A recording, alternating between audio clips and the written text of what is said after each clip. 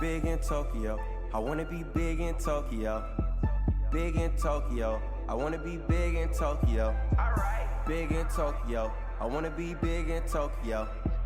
Big in Tokyo. I wanna be big in Tokyo. Drink all the sake I want. Read all the manga I want. Wear all the vape that I want. Buy all the J's that I want. Be with any girl that I want. Drive any car that I want. I'm always out of the country. I'm sorry if I ain't home. If the money ain't calling, I never answer my phone. You can see the flow in my chakra. All we smoke is homegrown. You know the boy love ramen. Probably sipping on miso. I know a spot that has shield. I got a spot that has deals. Wait till I get a kimono. I'ma swag it out in my dojo. Some girls are asking for a photo.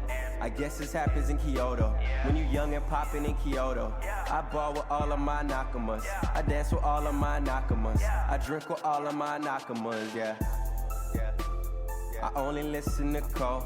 I touch down with peace. Hiro isekai, shinara irekai. You are my enemy, you are no friend of me. You covered in jealousy, we only drink Hennessy. Big in Tokyo, I wanna be big in Tokyo. Big in Tokyo, I wanna be big in Tokyo. Big in Tokyo, I wanna be big in Tokyo. Big in Tokyo, I wanna be big in Tokyo. When I got money, you know it. When you got money, you blow it. How much you caught me a rollie? I'm living like Zach and Cody. Sweet like from young in the OG. From young, we learned to maneuver. I pick up and skirt in a Uber. I grew up with killers and shooters. No tell, but I think I'm cooler. I used to sleep with a deuce.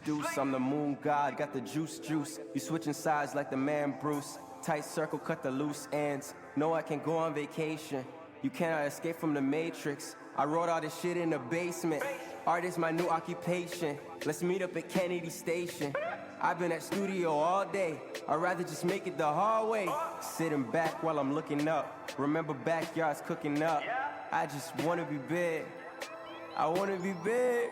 Big in Tokyo. I wanna be big in Tokyo. Big in Tokyo. I wanna be big in Tokyo. Big in Tokyo. I wanna be big in Tokyo. Big in Tokyo. I wanna be big in Tokyo. Drink all the sake I want. Read all the manga I want. Wear all the vape that I want. Buy all the J's that I want. Be with any girl that I want. Drive any car that I want. Drive any car that I want.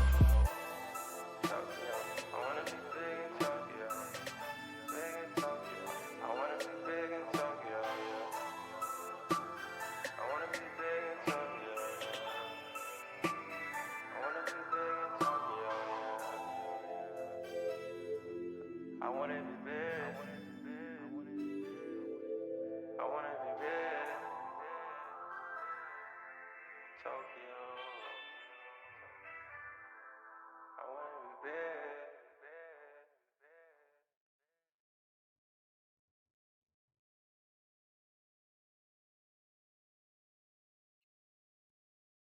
Why do I feel so low on the camera? Hold on. I don't like that. I'm not a midget. I'm a tall short. Or short tall. Alright, what's poppin', y'all? What's poppin'? I have to wait an extra week for this.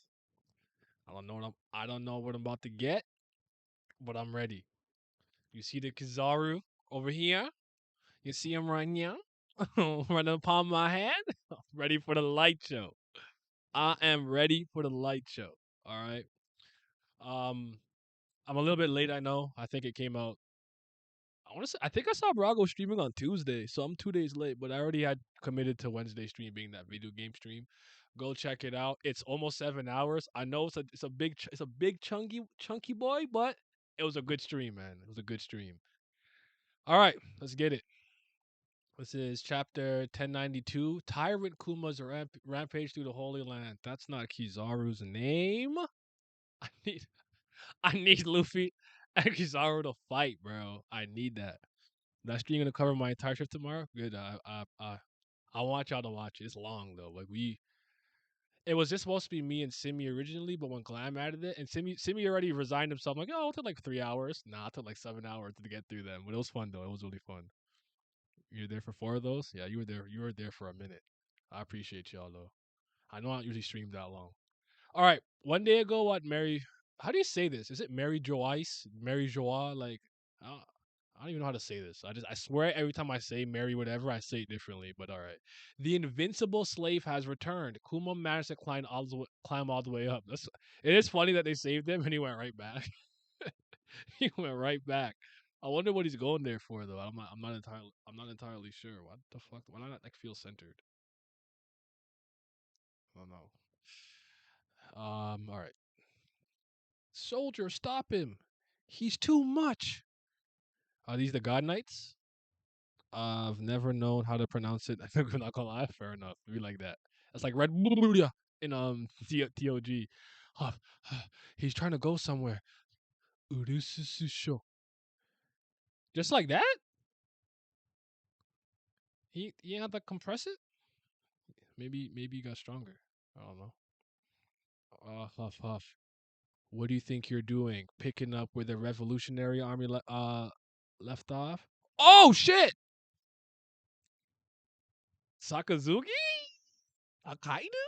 The damage you've done here is unprecedented. Kuma! Oh my god, he about to melt him. No, not like this. Fleet Admiral Sakazuki. You miserable excuse for a guard. Akainu, I wanted lobster for dinner last night and they told me it was out of stock. I swear to God. On everything I love, Mego. Shut the fuck up. Shut up. Especially since you talk about some fucking lobster. Like they didn't just destroy the place and put your life in jeopardy. You talking about lobster. Shut the fuck up.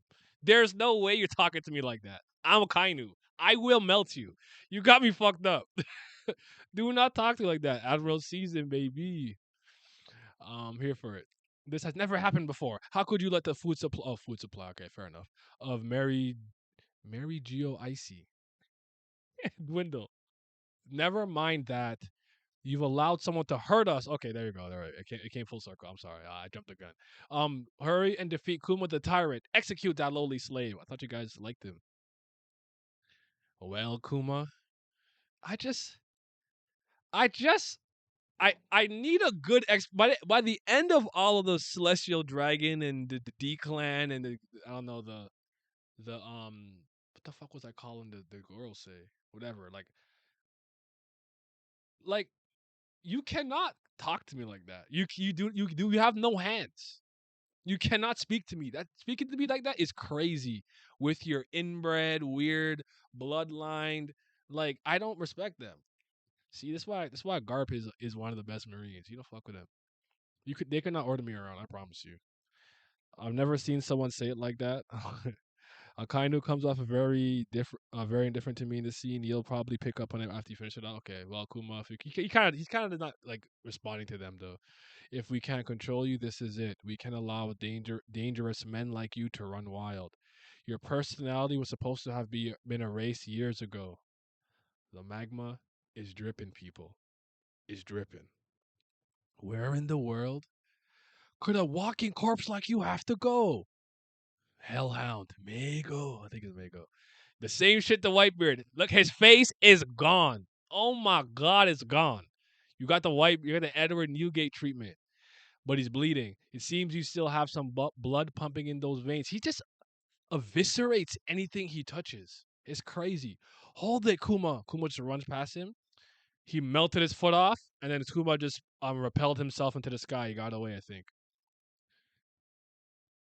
Kind of just looking. Oh shoot! You know, I actually never expected to see this scene. Let's see what happens here, because it's Bonnie when Bonnie's tied up. I didn't forget it happened, but I never thought we'd actually get an explanation for this. Okay, let's see. It doesn't matter how much you cry about it, Kuma's consciousness will never return. He volunteered to be reborn as a weapon. Liar. He never offered himself up. He never. Akaini, where did Kuma go? He'd never leave me behind. You let him escape, and you have the gall to call yourself Fleet Admiral? He's like, where could you be going? He's not even listening. Yeah, he's not listening, but still, I'd melt them. You've lost your will, your mind. Like you're talking with a lot of bass in your voice, like you could beat my ass. Do you want to sit down and get melted? Sit down. Fuck your lobster. Street saying that attack is a Kainu's vibe check.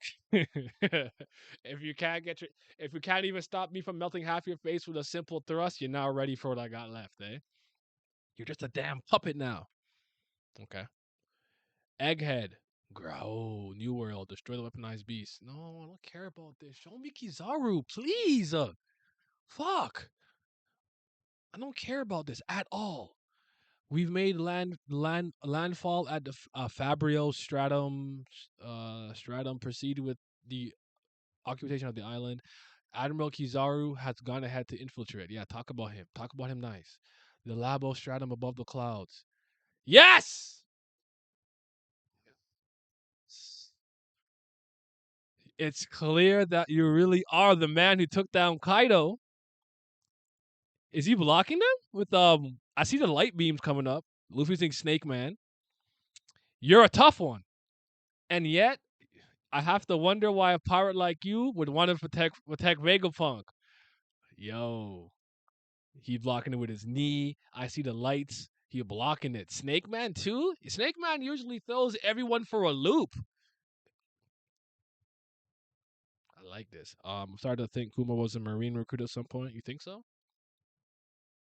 So what? He went from Tyrant King to Marine recruit to Revolutionary to a weaponized cyborg.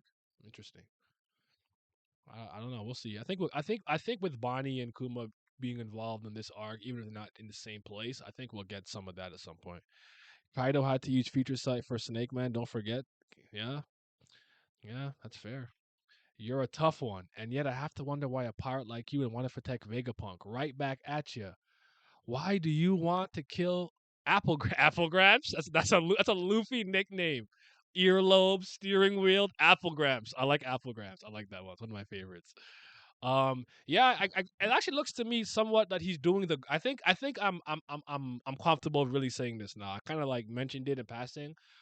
The Sentomaru's best defense for the guard was definitely taught to him by Kizaru because I feel like the stance and plus the light beams, like he's like the shining sparkle pika pika, is blocking all of Luffy's attacks. So just like how the battleship bags with Garp to Cruzon to Kobe, I guess he's the one who taught Sentomaru something. I wonder if Akainu has any type of like protege or even Akainu. That'd be interesting to see. I was told that Whole Cake Island Gear 4 Luffy was as strong physically as Kizaru, by the way. Oh, well, you have to understand like comments like that you can't take seriously. Like that's like the as much as the One Piece like there's like 4% or 4 to 6% of the One Piece fan base is intelligent. You have to understand that those are just the idiots just talking, comparing everything, and like being stupid. Like I don't listen to them.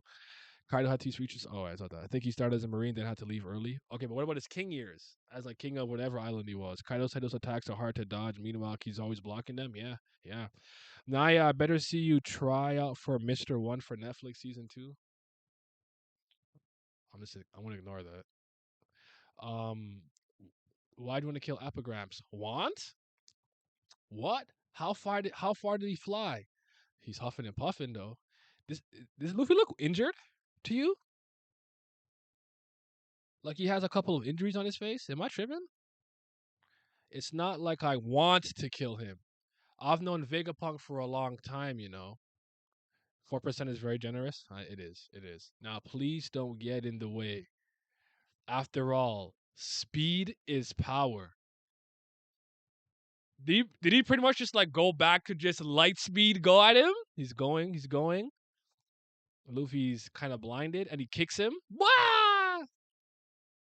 That's hmm. Vega Force 01 is finally finished. A giant robot has always dreamed of.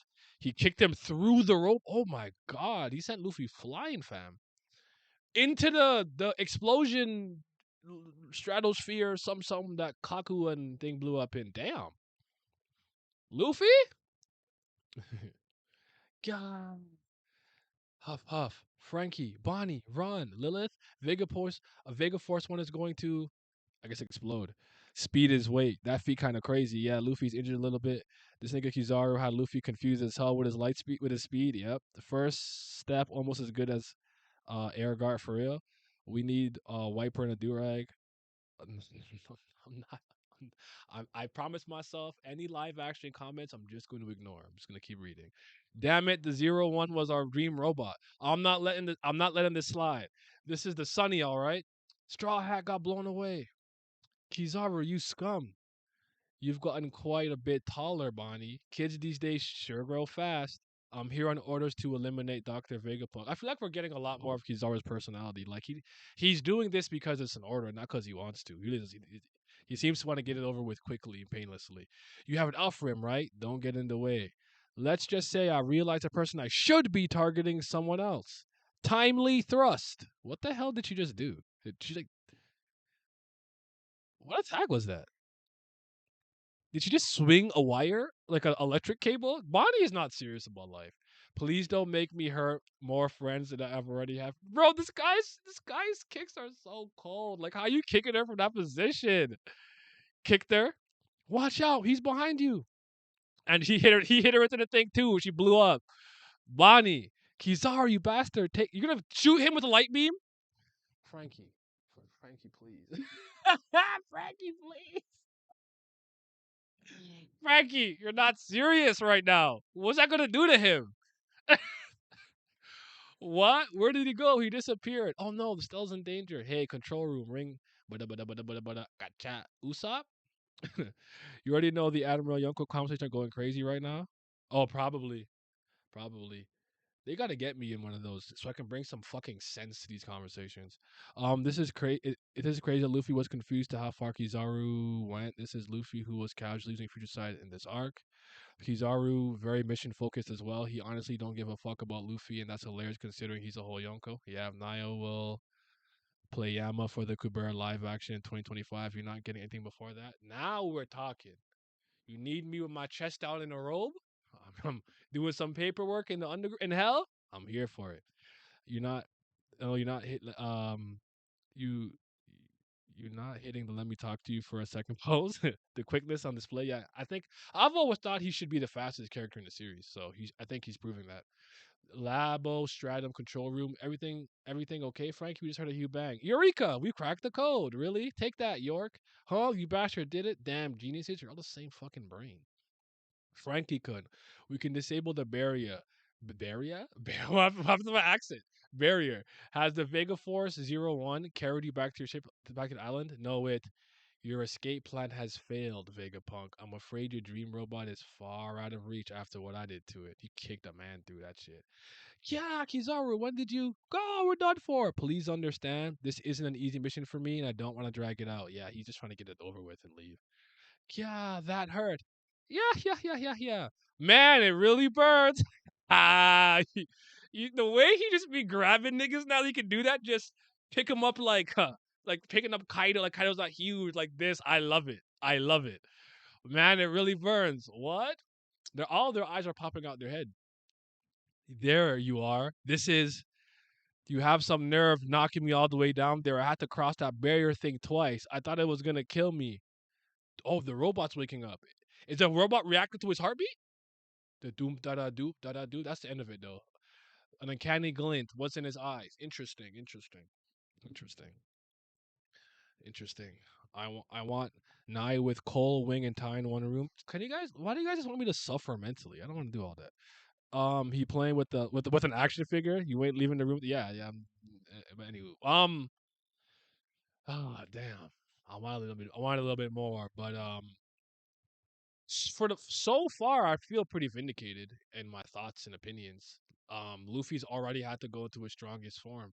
I do, I do find it a little bit strange that didn't he immediately go into fifth gear to fight Lucci, but against Kizaru. I wonder if he thought Snake Man would be a good way to deal with his speed. Probably. I wonder if that's what it was. I don't know. I thought that was a little weird, but he's ready for him to go into his maximum form. So we'll see what happened.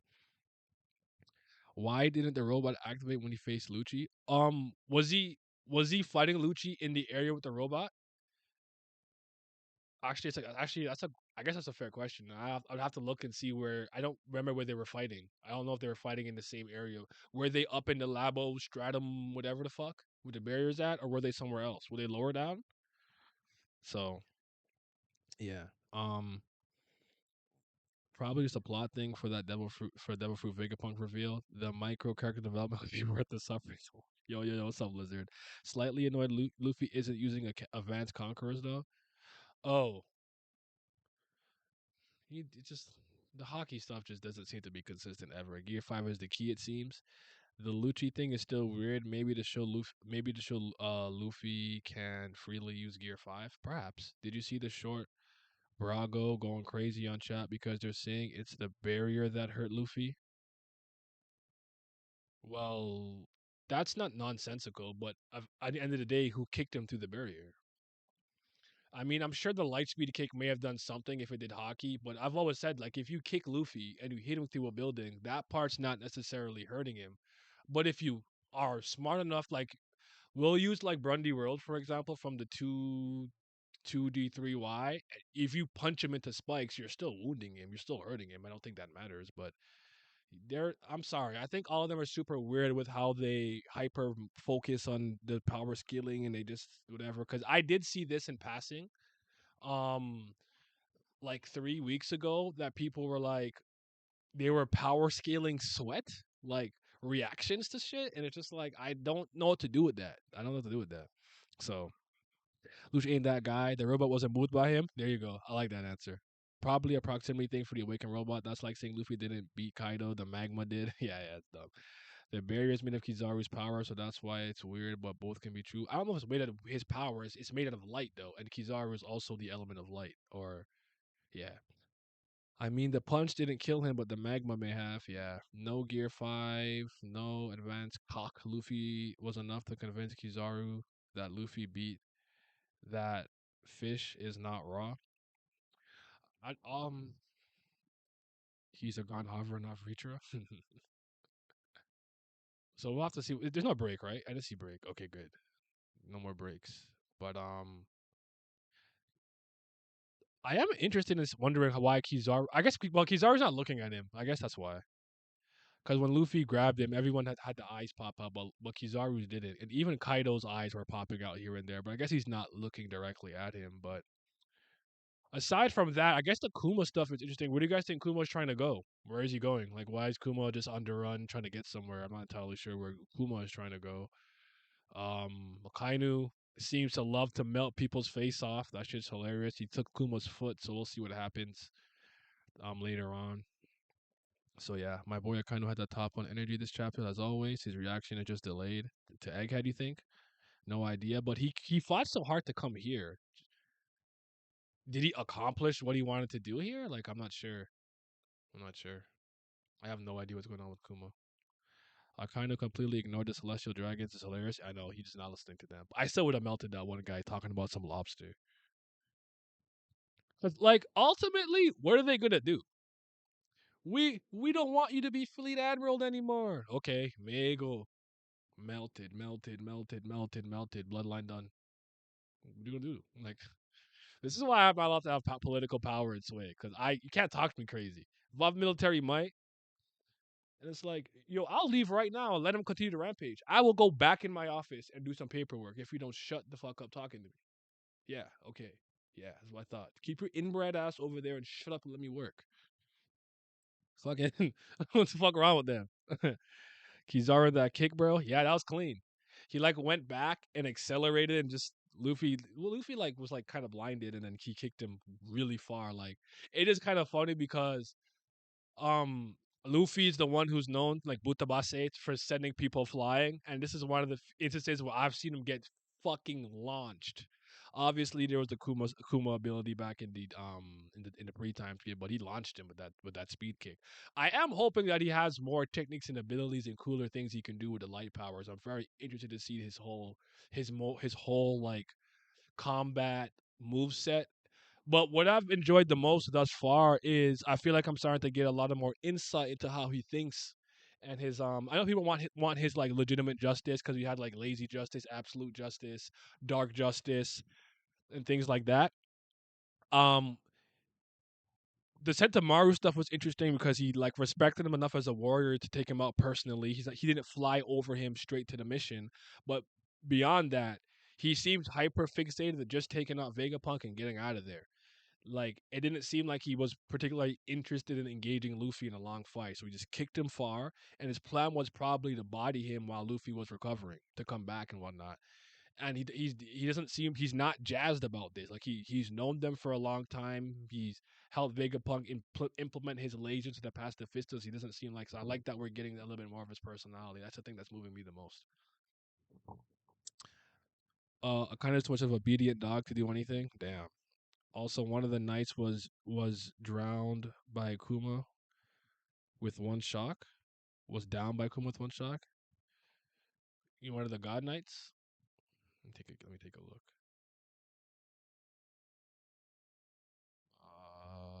They're all trying to hold him. I see the Urususu shock. Oh, okay. This I guess you mean this guy who's still up. Um, Light Susana versus Giant Luffy. Streets need it. You're gonna be in top 30 this year. Top 30. Top 30 this year. Top 30 what? Oh, Brago's top 30. Oh, they invited me late last year, so but I wasn't in the mood and I wasn't very high on One Piece. If he does it this year, maybe I'll go. I don't know. We'll see. Um, I keep telling y'all, them niggas don't care about me. They don't think about me. I'm not a part of the community. I'm in an I told you they're all in the flower capital, and I'm on the outskirts, just eating poisonous dinosaurs and poisoned water, just surviving off the land. Um, I like that we got Kizar Akainu in this chapter. I'm really I also like that I got the stuff with Bonnie. But now I need oh, you know what? Maybe that's why KG was saying that he used to be a Marine, but I still want to know why they let Bonnie go. Was Kuma technically still a warlord at this moment? Is that why? I wonder why. Like, I still don't know why they didn't. He didn't still Bonnie in jail. There's got to be more to Bonnie than what we know. We got to learn more. Efficient justice. A lot of stuff changing. LMAO. We care about you. Thank you. I appreciate it. Niggas in Curry. I am. We in Abisu and it's lit here. No, I'm not. Is it Abisu would be laughing? No, I'm not there. I'm not eating the smile fruits. But yeah, they don't fucking care about me. I tell you, man. They don't think about me, man. But you know who they think about? What's that booktuber? As soon as she started reading One Piece, they cared about her. I understand though. I understand. Um, yeah, I don't really have much else to say. I guess. Then he got kicked by Luffy. Got kicked. Snake Man wasn't working. He came to execute Vegapunk. Luffy grabbed him like an action figure. And see what happens next week. Frankie was very unserious. Though. That was hilarious. I just thought it was really funny. That's like if you had like a sand blaster and I was Crocodile. You're like, take this sand cannon. I'm just like, baby, what is you doing? What is you doing? That shit is funny, bro. Um, I'll make sure you're in there. No, don't worry about it. Who cares? You migrate to a Terra. Don't worry about it. I feel it. Let's go. Fraud Merle piece. Fraud Merle. Why Fraud Merle? Jay made a mistake. Interesting point. Bonnie might. Oh, Robin to to Kuzan. Okay. Do you think the giant robot will be the way the crew escaped the crisis? This is supposed to be a really big event, right? Like, didn't they foreshadow like the narrator, like, ooh, the egghead incident? Oh my god, right? So they just take him and escape. This is the incident. That was it. Some ship sank. Some mechanical beast sank. Like, there's got to be more. It's got to be a huge climactic battle. I feel like the Blackbeard pirates have to come. I don't think they're escaping with that robot. 'Cause I think that robot's purpose is different. Vegapunk has a very specific purpose with that robot. Isn't that the one that needs some specific power source and he wants to give like free energy to the world because people fight over energy? I think it has a specific purpose, a different purpose. I don't think they're gonna escape on it. I think they're gonna have to fight their way out for the most part. That's what I think though. Sorry, mistake was error. I got you. That's like Captain America trying to choke out Ultron and Age of Ultron. I think both Akainu and Kizaru are starting to question the world government this chapter. Akainu is starting to realize he's basically a puppet like Kuma, while Kizaru has the whole thing about not wanting to kill his friends. You think that I don't Kizaru maybe, but Sakazuki I don't think will have a change of heart because while I could see him defying the world government, I do think his hatred for pirates and criminals is innate. Like I say innate. I don't know how he grew up. Maybe that's not true, but like that's in him. Like he doesn't like pirates. Maybe someone else. I'm not sure. So yeah, she got Yiddies dye his breasts. That's the only reason because she's a woman. That's, you know how manga niggas are. Fair. Them straw hats escaping doesn't justify this sort of hype. That's what I'm saying. They're gonna seal Kizaru like Gojo. Something absolutely insane needs to happen. Yeah, Naya, you getting in? You getting in? We need Naya versus Wing. I'm not. I am not pressed. If it happens, it happens. It doesn't. It doesn't.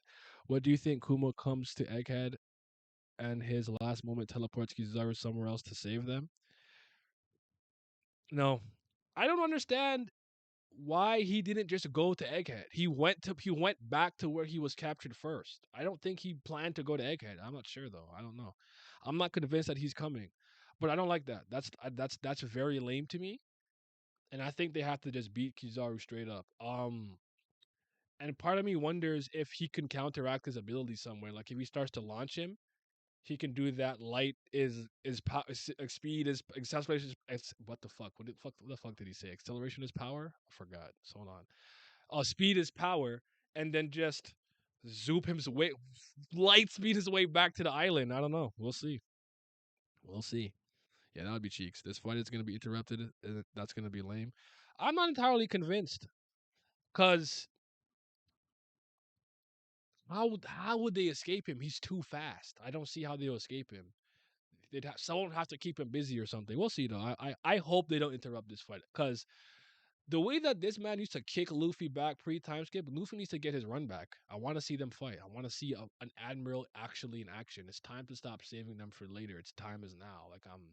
I am 10. I am a thousand and 92 chapters into the fucking story, bro. Like it's time.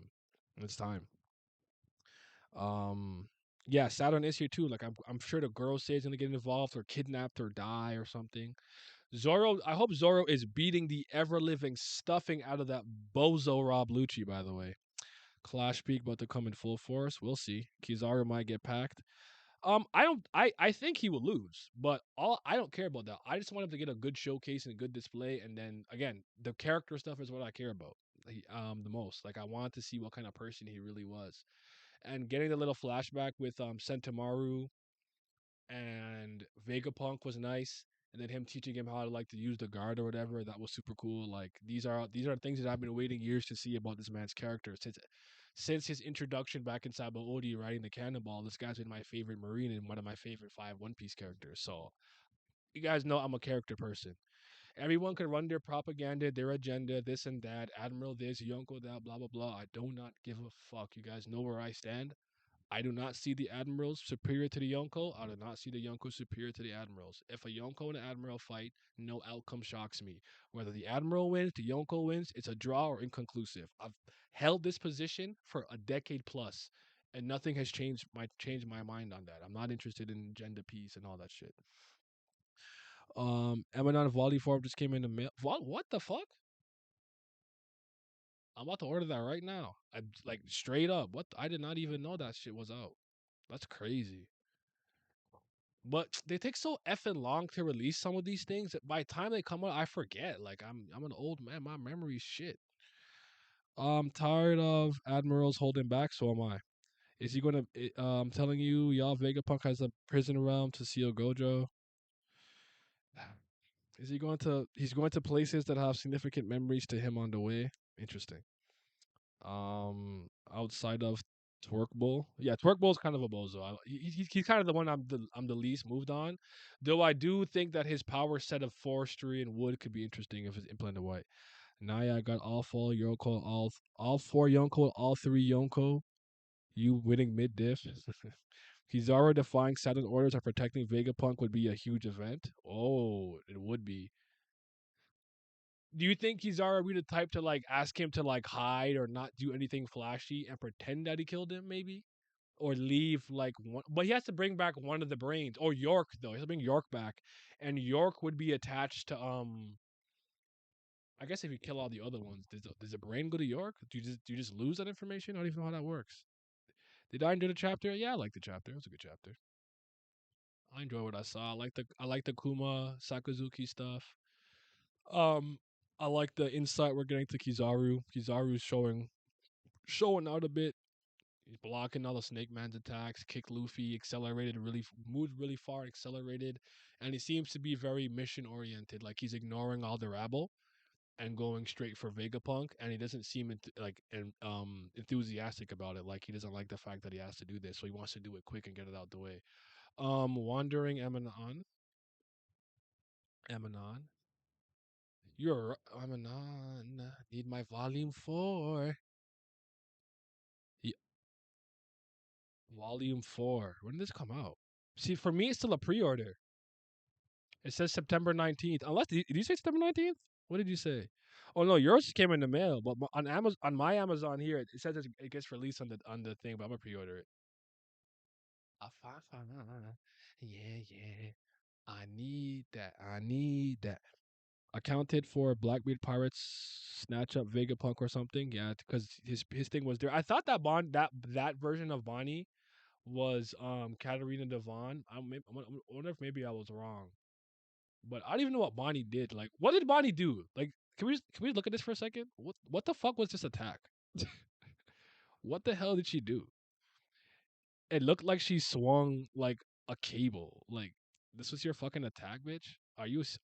You're not serious about life. Like, what was this?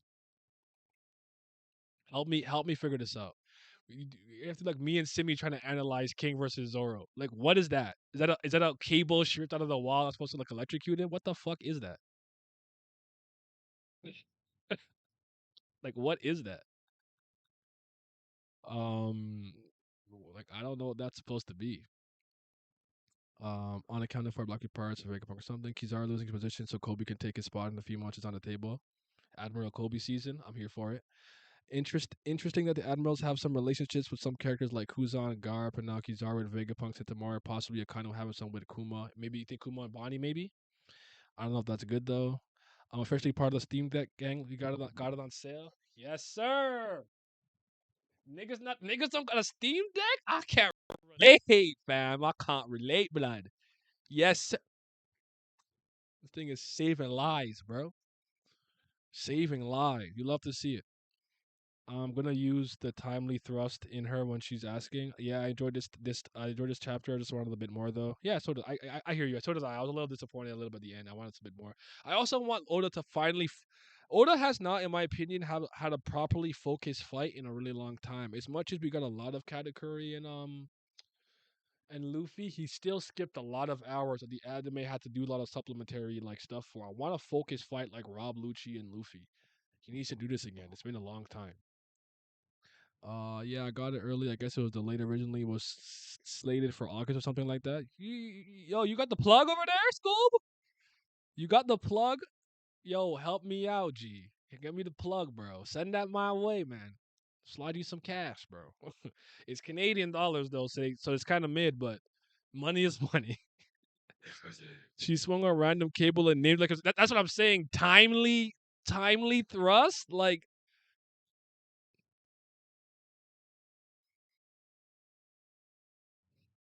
I don't know what to do with that, bro. I don't know what to do with that. But for the people in here, and most people who are in here, you guys tend to be pretty rational One Piece fans, or else you wouldn't listen to me because I'd bore you to tears because I don't run no agendas. Um, when it comes to Luffy versus Kizaru right now, what are you guys thinking? We'll be meathead for right now. What are you thinking? Because I always thought in my mind that Kizaru should be the fastest character based on his ability. Lightning is very very fast and whatnot. And I don't know what people think because I've heard people say that Luffy was light speed beyond from NES lobbies and all kind of stuff like that. I don't know. I don't power scale like that like that. And but my understanding is like lights and photons for the most part can only really move in a straight line, and that's why that light mirror Yata no Kagami allows him to bounce off and curve. So like for me, I'm wondering that if Kizaru's speed will be like the main thing that he has to overcome. Because obviously, him being a Logia isn't a problem anymore. He obviously is using hockey right now because he grabbed him, so that's not an issue. Um, and it looked like Kizaru was solid when he was blocking him with his guard and the little light Pika thing. So I'm wondering if you guys think like what is the main thing he has to overcome? And I've talked about this for the last 3 weeks. Do you think that we're gonna see a Logia awakening? If assume this is assuming the fight is going to like they're gonna fight to its conclusion, pretty much. Do you think that a Logia awakening will be something we see? And what do you guys think a Logia awakening looks like? Um, look at her. Look at Goat weaving her fire. No more storyboards. Shipping to Canada can be pricey. Yeah, that's fair actually. It is actually. Luffy W all day, every day. Speed in One Piece is very inconsistent. People saying Luffy beyond light speed is crazy. That's not me power scaling, by the way. That's just me choosing to stand the character I like most. That's fine. Knowing Oda, the fight will be inconclusive, but he should show awakening. Yeah, but let's go under the assumption that they fight till one person can't stand anymore. I like to see Luffy keep up by turning the environment into rubber and bouncing around to build up more speed. If it wasn't Oda, I'd want a 5-10 chapter fight. I like that, like him using ricochets and bouncing off to get speed and keeping up. And maybe he's like, yo, Yata no Kagami go like merry-go-round, and he's bouncing off on some fucking spring hopper fucking Bellamy shit, and it just I kind of like that, but yeah, I don't know, cause I'm cause like as much as I like a lot of Kizaru's attacks and I think the Pika Pika no Mi is over, he mostly just kicks people's and fires beams. Like it's pretty uninspired, all things considered. He made a light sword, that was cool, but I'd argue he hasn't done anything super inventive. Like his imagination is not pushing that power yet so far. So I want to know what else he's got in the tank, like what other techniques and shit. Like that's what I'm saying. That's what I'm very interested in seeing. Because if I'm gonna be very honest with you, and this might be a hot take, is that a hawk or like eagle? What the hell? What bird is that? I've never seen that shit before. Um, actually, hold on. Let me run through this real quick. Let me make sure I'm not sucking dick. Crocodile and an L. Wow, I'm forgetting all the fucking Logias. Kuzan, Ace, Caribou, um, Sakazuki. Yeah. Okay. I think Crocodile has better Devil Fruit mastery than all of them. I think what he's done with his Devil Fruit is still the most impressive in the Logia class. Hot take? Magma take? What do you guys think? Logia Awakening might be the strongest awakening in the series. You think so?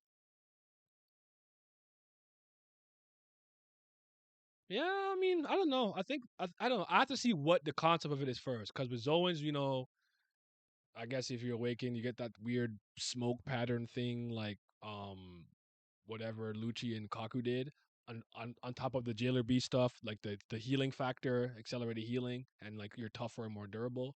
With Paramecias, you can change the environment into your ability. So Katakuri can turn the trees into mochi. Dofi can turn the city into strings. I'm not sure what Logia. I have to see what the general concept is first, and then see how each person utilizes it. We all ready for some more beam piece? Kizaru should be a bad matchup since observation is his weaker point. That's fair. I have this headcanon in my head that Kizaru uses his awakening and now can use light clones. Imagine 100 Kizaru light clones with 5 light swords versus gear 5. Are the clones solid? Like they like are or like the holograms that you need the light thing to hit it, or would Luffy put the light gloves on that one of the Vegapunks have so he could hit them? Nah, it's a kind. Kizaru's a B merchant. He kind of is. He is. I'm not. I'm not. I admit that he is. Hold on. Y'all ready for Beam Piece? Kizaru B merchant. I have this heck. Kizaru. Nah, it's a Kainu baby. So what? What attacks has a Kainu done that are like super inventive? I guess that's my question. Magma being. Oh my god, I just lost it. Magma being harder than Fire Take. He shouldn't be, but he is. His mastery over his fruit has been shown more. It was theorized that Ennius Lobbies was a place that the Pika Pika Awakening was used at some point since It's Always Sunny. Although now that we have seen Emu's weapon leaving a crater, I don't know if that holds up now. Yes, solid clones, hard light like he half Jordan. Clones that can't be beaten easy. To be honest, the Pyramus Awakenings are what I thought the Logi's Awakening would be. I thought the maybe I think what we used to think based on like Ace not awaken obviously, but Ace like it not snowing when he went to Drum Island or whatever it was. People thinking that Crocodile took away the rain, the island of Punk Hazard being fire and ice. A lot of people thought that what they can do is they can change the literal climate like that, like the climate permanently. So, but I don't remember a lot of Sakazuki's attacks, so I actually have to take a gander at this. So let me look. Let me look at this Sakazuki One Piece. Let me take a gander at this man. Abilities and powers. Magu Magu no Mi.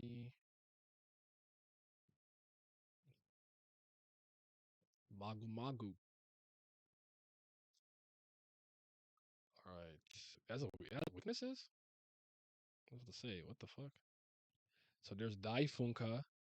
He transforms his usually right face into a pure magma before expanding and throwing it forward, akin to an oversized rocket, burning whatever lies in its path. The giant face may further be made to explode, bursting apart into igneous rock fragments that hit the ground, akin to small meteors. The Daifunka was first seen by Akainu to swiftly evaporate the iceberg hurled at his fellow Marines by Jozu. Okay.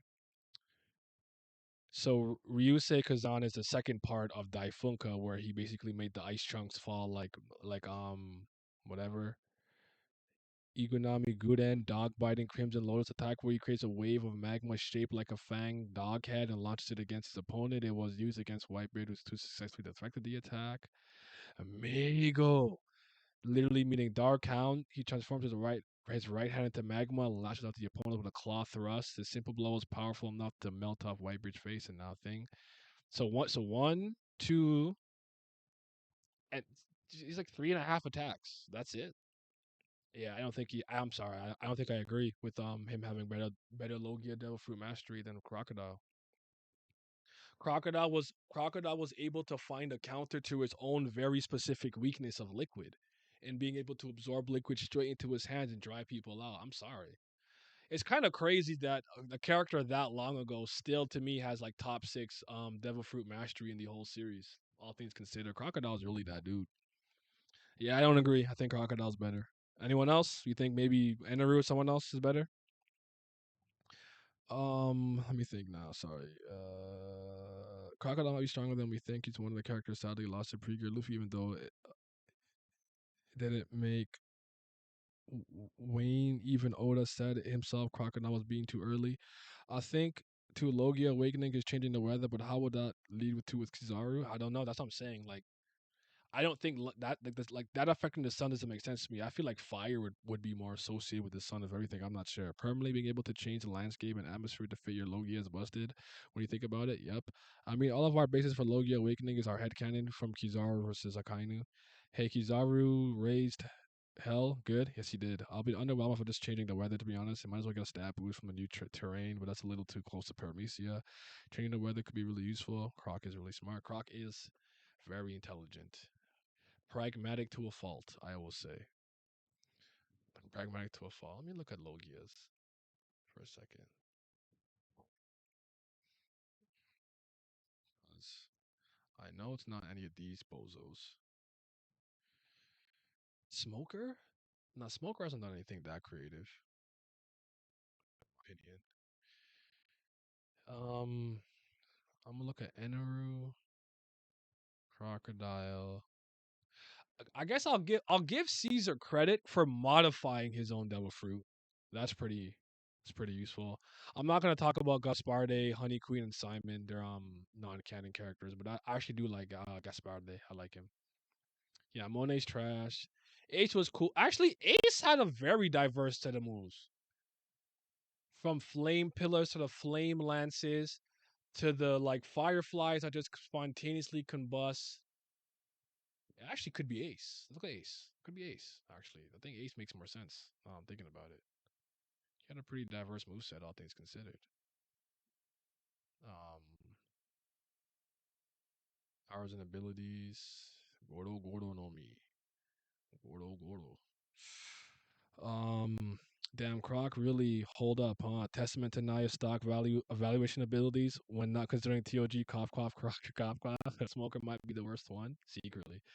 Let's not. No, Caribou, Caribou, Caribou. He sucks. Let's not even get into Smoker. That man is such a fraud. I like Smoker. Endeavor would be better if you're just more improving like Moria, and not using his fruit to revive and sense the entire island is impressive. Yeah, combining it with his mantra and restarting his own heart is like, restarting his own heart is one of my favorite parts. Favorite parts of the thing. But do I give that credit for a devil fruit ability or his mantra? I don't know. I don't even know how I would credit that. So he has obviously he just has varies and different voltages. El Thor, Sango. I don't remember Kadi when he emits a bright flash of lightning from his body that superheats the air, making it expand at the speed of sound, creating a thunderclap in turn, and it neutralize non-materials. Oh, like the burn. Oh, the burn bazooka thing. Okay. I remember that. Shinzo's Masadas when he restarted his own heart. These are just more voltage, forming it into whatever. And then yeah, his Raigo, but he needs the Death Pia in order to do that. So that's not an attack he can just spam at will. And then his 2,000 million volt Valmaru kind of transformation. Okay, that's not bad at all. He's probably up there. Let me see Kizaru real quick because I feel like he did like 3 moves. Like 3 moves, bro. He's I need some more from you, my boy. Need some more. I'm sure he has another one with the that's related to the.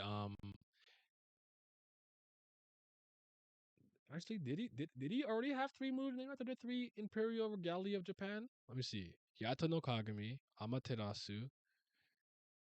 Yeah, he does. Okay, never mind. Yeah, he just kind of blinds you. He did that. I forgot he did that. Ama no Murakumo is the sword. Yasunagi no Magatama. Yeah, he got. We need to diversify that move set. Kizaru, get it up. We need to get it up. We need to get it up. We need to get that up there. I mean, cannot be OP if Bam isn't the answer. You're automatically wrong in TOG facts. Blackbeard is the black sheep when it comes to Logias. Yeah, he is, but Blackbeard is somebody that I personally use a different metric to kind of judge him in general. Kizaru might be One Piece, Baz B. He just a finger B merchant. He's a kick merchant if anything, but yeah, beam and kick merchant. Beam and kick merchant.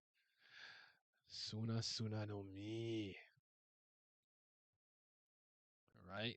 So you have obviously Deserto Spada, Deserto Girasoli, right? Quicksand, Barahan, revive, take out the moisture, Sandstorm, Salblos, Ground Seco, drying up everything, gets Ground Death, but that's the second part of Ground Seco, so I'm not gonna count that as its own one. Um, when did he do this? Grabs one with the right hand and start. Oh, okay, yeah. I guess this is a different one. Pisado, La Spada, but that's just and Grand Espada, but those are just variations of that move. But he's the only one that I've seen that devised a counter to his own weakness. But he has the most moves here though. But let me see Ace. Ace might have him beat. It might be Ace. Let me look at Ace real quick. Even though it's Sabo time, baby. Mr. Sabo. Sabarino. Yo, that's crazy. Did they remove his devil fruit? Oh, there it is. I was gonna say I thought they removed his devil fruit because it wasn't here no more. Because he's not here no more. Okay, let me see. Stream of fire from the palm of his hand against Smoker. Simple beam. Blazing net. That's when he used to make the fence. I think when he wanted to fight Whitebeard, right? Okay. He can fire punch. Oh, I forgot about this one. He gone. That was cool. I like that. I like that move. Enkai is when he uses that flame commander thing. Then he can use Hibashida, the flame pillar. Hotarubi is the one I was talking about, the firefly that like spontaneously combusts. Hidorama is the second part of that. Shinka, what is this one? Unknown fire. He hurls long lances made out of fire. Yeah, it burns the parts. It burns them and pierces them. That's good. Jujika is the Cross Flame, and Dai and Kai Ente.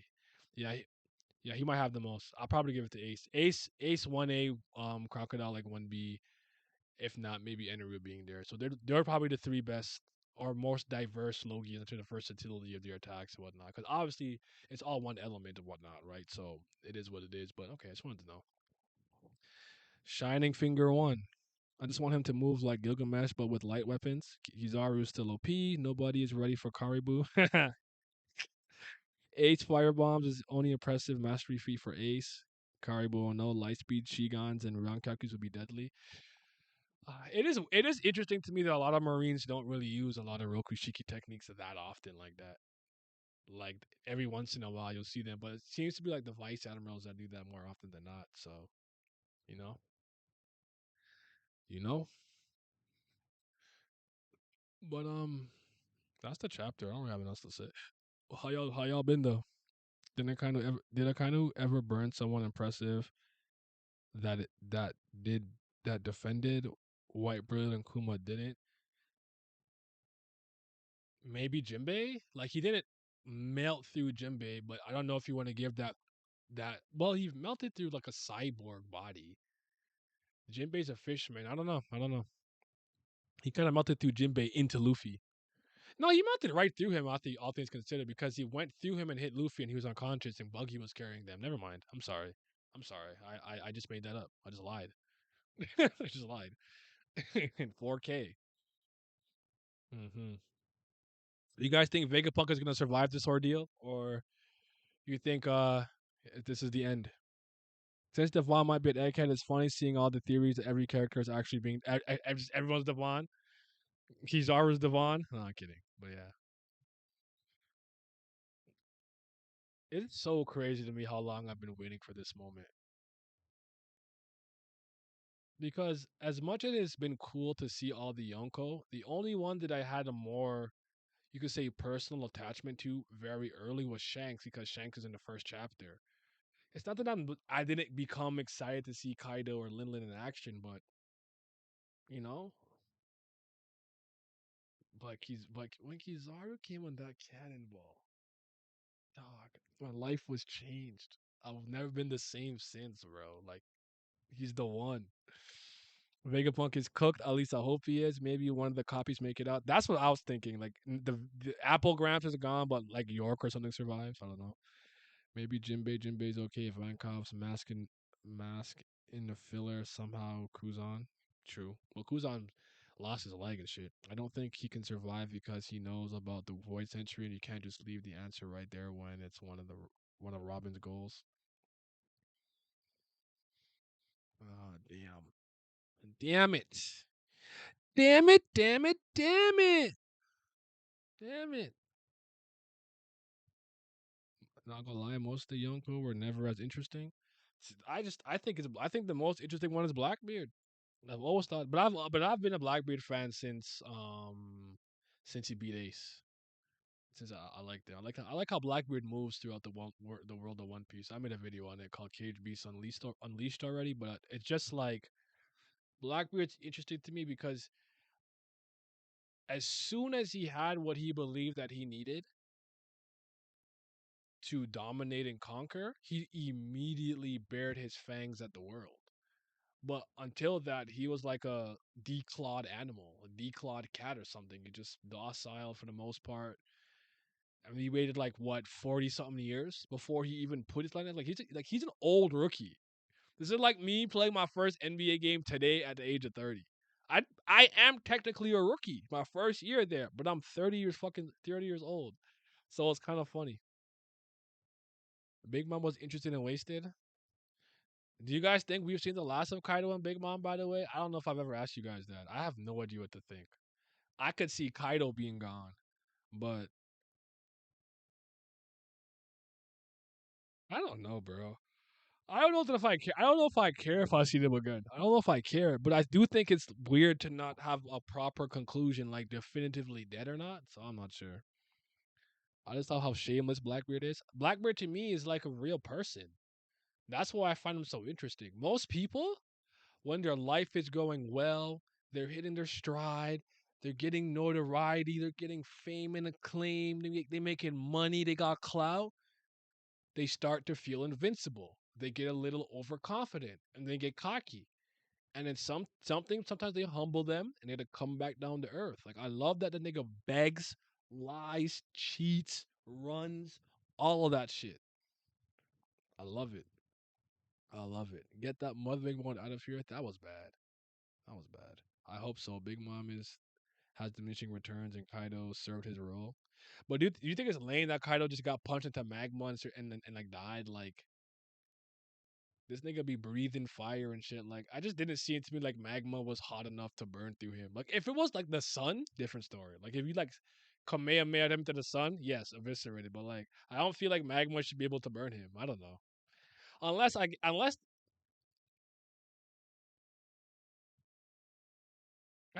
I've been thinking about this, and this is my problem sometimes with the way Oda does this fucking shit. Because I have to go through so many nooks and crannies and loops and leaps to figure this out. But I ended up coming to this conclusion. I don't know if you guys believe. I don't know if you guys agree with this.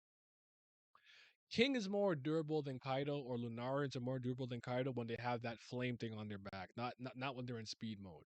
Because with what we saw with the Seraphim and King, seems like you cannot hurt them really at all if they're in that mode. I believe Kaido's durability comes from the fact that he has dragon scales, right? But also, Luffy was able to discern that he coats himself in Conqueror's Haki. So, is it both or either or? Is it the dragon scales? Is it the Conqueror's Haki? Is it a combination of both? Or is it dragon scales? But if he also coats himself with Conqueror's Haki, he becomes extremely hard to break through his natural defenses. Like what do we think? Just out of curiosity, because I can't really make it out. Like I don't know what to do with that. She's scary. Why give her to Wano? I do think Big Mom coming to Wano was weird because they tried to do this fake rocks hype and then this didn't work. Big Mom may not come back in Elbaf, but I'd rather have Elbaf be a divvy back fight between Red Hairs and the Straw Hats to show Luffy has surpassed Shanks. Blackbeard's killing that nigga. Bum be gone, big bum be gone. All my hopes first thought gone. Remember, Naya, in One Piece, magma is hard enough to burn fire, so magma being hard enough to kill a fire breathing dragon makes semi consistent sense.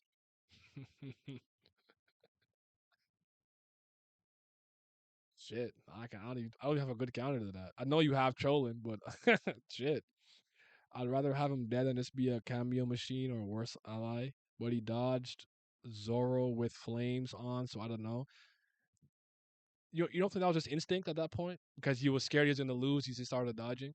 Because it kind of reminded the Notorious scene where he's like, "It's instinct to dodge if you attack me, bro." What do I think of Kuma? I like his ability. He has one of my three favorite abilities in One Piece. Kuma is hard to get a read on because I don't know what I need to know what Akuma was like originally, and then when they transformed him, or like see a bit of his life to get more characterization for him, so I can understand more about him on a personal level. I don't dislike him. I think the cyborg thing was really cool. Him carrying his Bible is cool. I like his design. I like his attacks. I like his ability a lot. But that's kind of where it ends for me. I have nothing more to go on for the most part. I have like snippets of stuff, but I needed to come together. Like, fuck the trailer. I need the film. You get what I'm saying? Didn't Marco make King bleed, or am I tripping? But I don't know, was King or King in like thing mode or whatever. I don't know if he was in fire mode or not. Because Zoro made him bleed too, but Zoro didn't pick up on the fact that when he's faster, the flame was on his back.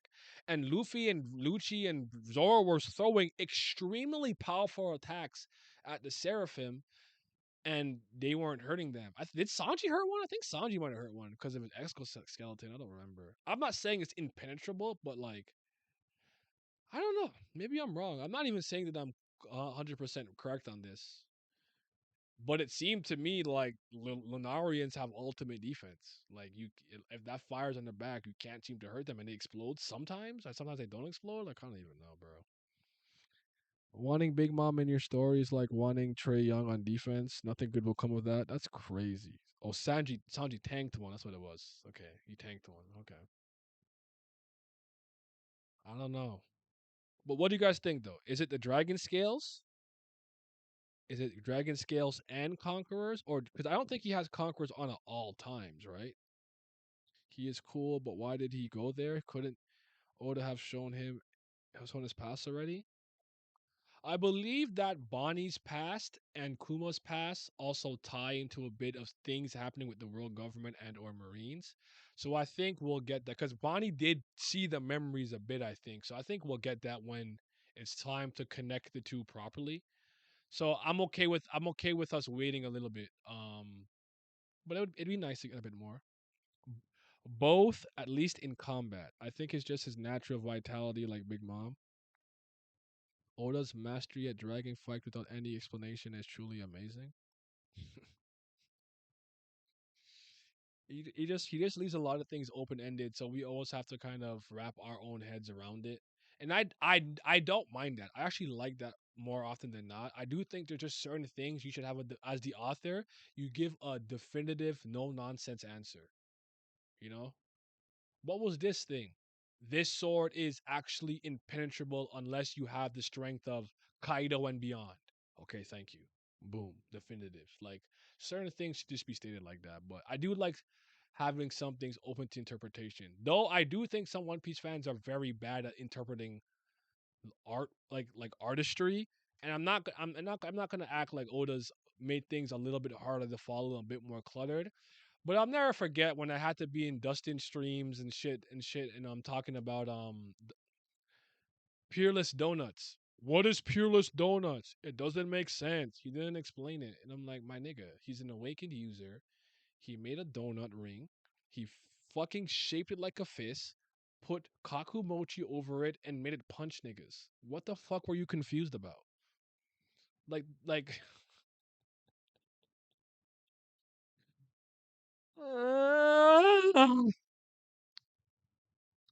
Sanji is tanky, I know, but it still hit him a glimpse of Okuma. Kaido believes Haki is better because he saw Roger conquer the world, but he ain't that guy. He's not. His Haki's not even good at Shanks. I don't like doing the work for the writer. I agree with that, but I think some things are like it's more interesting if you don't answer. Like I'll give you one of my favorite ones. It's from Death Note. Back when Death Note originally ended, way back when, a big conversation was is if L is if with the if Yami became a Yami. What the fuck is wrong with me? Light Yagami became a Shinigami. You know, and certain things like was it literally Dragon's power that saved Luffy? Was it divine intervention? Like stuff like that I think it's fine. You can just have your conversations about it. But again, just certain things I do think as an author you definitely need to just concretely tell your audience. Explicitly, implicitly, whatever the case may be, but yeah, but you do it. So yeah. Okada for sure has some freakish abilities like Big Mom and Odin naturally. Just watch the state of play. They didn't show Stellar Blade. That game is never coming out. It's been in the works since like 2014 because I remember being in like a little bit out of college and the first time I seen that. So it's unfortunate. But I mean, all of these companies stink. They just every once in a while they make a decent game here and there. So they're all garbage. Fuck, what was I saying? I lost my train of thought. I'm sorry. What was I talking about? Oh, doing the work for the writer. I agree with you. A lot of audiences do a lot of the work for the author or connect things that don't make any sense. You know what I'm saying? So yeah, like it's like honestly, Tower of God fans are a special breed of fabricating a theory from the crease of their ass and just convinced that it's true with no evidence. I've never with One Piece it happens, but I just think they're stupid. More often than not, I don't think they make theories that outlandish. But maybe I just don't see enough at this point because I don't look. I mute a lot of One Piece shit. I don't like the fan base. I really can't stand them. I have a theory that people don't actually care about visual storytelling or even look at pictures. They just want pictures because words alone scare them. Again, you know I'm a show don't tell guy. So if you could tell me a lot of your story through your artistry, I'm gonna give you more credit than you having to write me a wall of text like that bum ass nigga Tagashi. And King might explain why Kaido and King bonded. Lunarian, man. Lunarian. I don't like that fire thing. I don't think I like it. The tanky fire thing. I don't think I like that. But I think they needed an excuse to make the Seraphim really, really, really, really hard to beat. Because even Blackbeard was sweating when he hockeyed up the block one, which genuinely shocked me.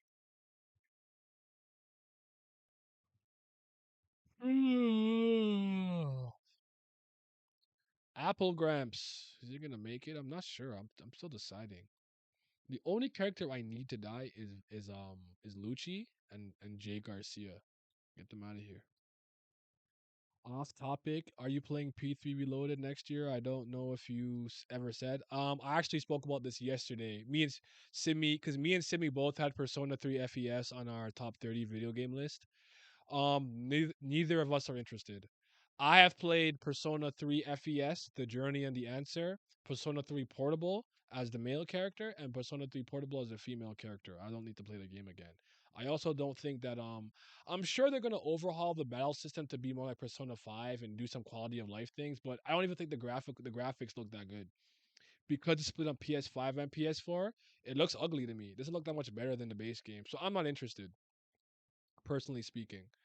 And since we're on the topic, I'll speak about the Paper Mario Thousand Year Door remake because everybody and their mom has showed me the pictures and the trailer and everything. Too little, too late. And also, I have never, I've never, I you guys know Paper Mario was my favorite video game from the day it came out until about 2020, right? So you think I ever lost that game? I know exactly where Paper Mario is. I know exactly where my memory card is, which is right over there. And anytime I want to play it, I bust out my Wii, I plug it in, and I play Paper Mario. I'm not pressed. I also have it on my computer with an HD upgrade, upscale, and it looks beautiful. I don't think the game looks that much better, in my opinion, because I think the Paper Mario graphics are pretty timeless, kind of like Wind Waker with the shell shaded stuff, kind of like Jet Set Radio. It's timeless graphics. So the overhaul to make it look more like, I guess, Origami King ish, I don't know, didn't move me, and I don't think the game sounds better. They like did some, I don't know what they did with the music and the soundtrack, but I don't like how it sounds. I think remaking Super Mario RPG Legend of Seven Stars makes sense because that's a Super Nintendo game, and a lot of you guys are younger than me, and I'm not even considered to be old, even though I also called myself an old man, right? And I so that being remade made sense because there's a lot of jank in that game because of the four what do they call it? What the fuck is it called? The gridlock on four directions. It's so kind of going diagonal stuff is actually a little tricky in that game. That game being remade made sense. Paper Mario doesn't need a remake. What everyone asked you guys to do was make an actual sequel to the Thousand Year Door. And what did you do? You made Sticker Star, Color Ass, and Origami Mid. I don't care about Paper Mario anymore. I have Bug Fables. Born of Bread is right there. It's coming out. I just played Sea of Stars, and while that takes a lot more inspiration from Chrono Trigger and fuck, there's a thing of mana with the action command timed hits. That's the timed hits that comes from Super Mario RPG. I'm eating. I'm good. I don't need these niggas anymore. I don't fucking care about them. Sorry for the tangent. What kind of ending will One Piece have, in my opinion? What a fucking question. Because I'd argue, depending on when you asked me this, if you asked me this 4 years ago, I had an answer. All I can tell you is kind of what I want to happen. Because Emu was not something that I ever considered being a part of One Piece, even like a few years ago, right? So it constantly changes. I will say that I'd not. People have made this joke for years, and maybe it's funny to some people. It's not funny to me because if I hear something long enough, it just becomes irritating. I don't think Luffy's gonna open the One Piece or whatever and be like, "It's the adventure and the friends that we made along the way," and then it's like, all right, like that's not happening. Like the One Piece is something very real, intrinsic, probably physical, whatever, that can completely change the way the world operates or works. So let's get it out the way. The One Piece is real. I don't think it's some bullshit. I like the idea of Luffy's final obstacle, personally speaking, being Teach. Now, if I had to pick a second person, I'd actually pick Shanks. The last person he fights to get the One Piece is Shanks. But I think Blackbeard will take Shanks out, and that's what I want to happen though. But I don't know for sure, sir, for certain, because I have no idea what this nigga wants to do with Shanks. I don't know. I like the idea that Sabo avenges Ace by beating Akainu, not Luffy. So Flame Emperor Sabo is the one that does it. Aside from that, in my head canon, I've always pictured all the Straw Hats and people who are important to Luffy, I guess maybe being at Raftel, the last island, and they're like looking at the One Piece and they're celebrating, like, I can't believe this, Luffy, that's crazy. And they look back and Luffy's passed away. He dies before he sees it, but he dies happy because he died pursuing his dream. But right before he got to truly witness what the One Piece wants, he passes away because he abuses his lifespan. And I think it would make me cry. Honestly, I'm getting emotional thinking about it, but I think it'd be a pretty powerful emotional ending because it truly was about him, like, not necessarily like obviously he wanted to become Pirate King or whatever, but I don't know. I just think it's poetic. I don't think Dragon's gonna fight Umu. I don't know. I'll be very honest with you. When it comes to Dragon, I just don't know. Don't ask me Dragon questions. I don't know what the fuck to do with that nigga. He comes, he looks in one direction, he does this with his fucking cape, and he turns around. Like, I don't know what to do with Dragon, brother. I have no idea. All right, I'm not the one to ask. Just ask Mad or something. I don't know what to do with Dragon, bro. I have no idea. So so yeah. So yeah.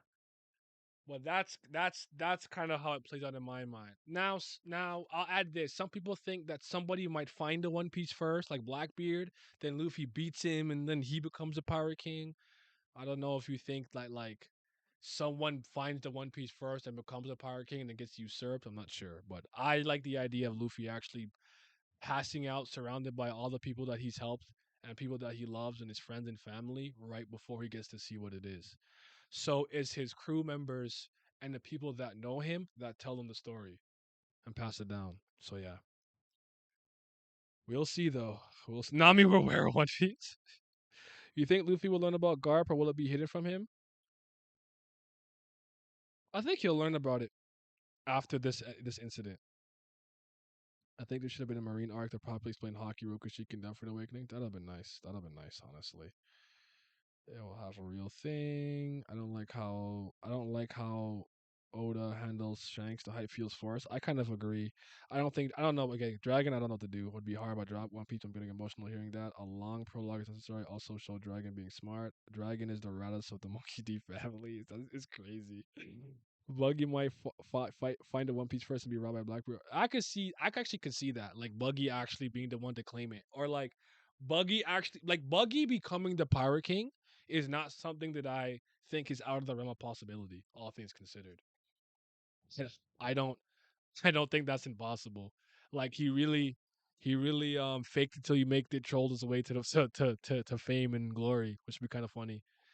But I do respect the words that he said to Mihawk and Crocodile because I think they needed to hear that because I actually agree with them. They're moving like some bitch ass niggas. Yo, go claim that shit or don't go claim it. So yeah, Buggy will have one of the four gods foods. By the way, what is he? What is he? The god of what? Luffy's what? Sun god? I don't know. But yeah. But I can't imagine Oda killing Luffy. That's why I think it'll happen at the end. Like that'd be the last chapter, or second last chapter, and the last chapter will be a time skip, maybe later on, and then people are telling the stories of Luffy or something. I don't know. I'd be okay with that. I know I'd cry though. I'd be emotional. I mean, I cry all the time watching One Piece. I'll be a fucking baby all the time. But I'd go hard though. Moon God Jika, Moon God. What are they? Solstice warriors? Luffy's the sun. He's Zale, guarding God Solon, and Buggy is Luana. Valere. He's the fucking moon. They solstice warriors. I want a free for all at Rafta with all the remaining heavy hitters from the pirates. I'd like that. Cause I'll tell you this. At one point, I thought before going for the One Piece, there'd be four new Yonko. I thought it was gonna be Law, Kid, Luffy, and Shanks. So it's not four, three new Yonko. I thought that was gonna happen first. all things considered, and that didn't happen. I still don't like the way. You guys know I'm not a Kid fan, but I still don't like how Oda fucking ended up using him, especially since Kid was the one Oda actually had plans for. I still think he disrespected his character. I don't know if he's coming back and he's gonna do something. I don't know what you guys think about it, but I really think that that Kid was kind of wasted. I'm just not that impressed with what they did with him, all things considered. That sounds good too. All the heavy hitters in Buggy, Star God Bika, Moon, Star, Sun, and then Space God, Space Guard Mika. I know this is a One Piece stream, but is there a cool video of the TOG game? Wait, but there is a cool video of the TOG game, the Kun Festival. Maybe you can check it out. What's it called? Because I do be saving those to use in my videos because I need like Tower of God footage, like animated footage. So it's useful for me to download it. So I'm not mad at this. But yeah, and La and Beppo there. You said keep Kid away from the story. It's just crazy to me because I'm so convinced that I'm right about my theory on Law and Kid. Did I make a video about that? Maybe I should. It's not even a theory. It's just kind of like me observing things in hindsight and retrospect. But it's you guys know this, you guys know like the whole how he made a supernova kind of like last minute, but Kid and Killer were the ones he had plans for, and him having a higher bound than Luffy, blah blah blah. I think because of Law's popularity and what ended up happening, he siphoned a lot of the attention and focus that Kid was supposed to get and split it between Kid and Law. But Law ended up looking more impressive in the grand scheme of things. In the grand scheme of things. So yeah, you know. Um, I like Tower God anime, but people hated it. I didn't like it either. Kid better awaken a god fruit from the irrelevant because Magneto. I am convinced he was supposed to be the one who had beef with Dofi.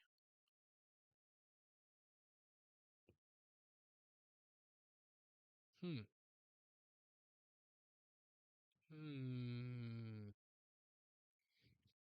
I don't know about that one. That's interesting though. I never thought about that. Let me let that stir in my mind a little bit. I don't dislike that. That's interesting. I never thought about that, honestly. Um, Good theory. It's called Kun Family Fall Festival. It dropped 11 hours ago.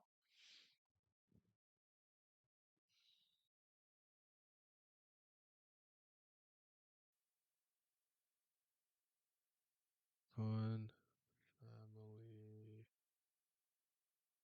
Fall Festival.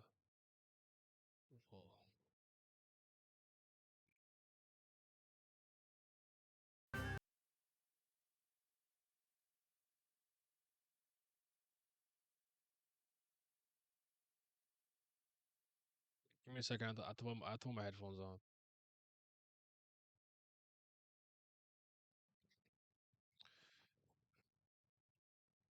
Did the Tower God anime skip a lot of stuff? Um, I don't know. I never finished. Oh wait, did it? I think so. I don't remember. You have to understand something about me. A lot of times, if I don't like something, I don't think about it. I just kind of forget. It was just bad in my opinion.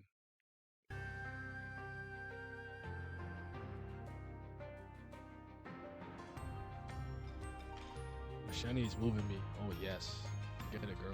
Welcome to the Big Coon Family Festival, everyone! His voice acting is terrible. Time for a warm-up.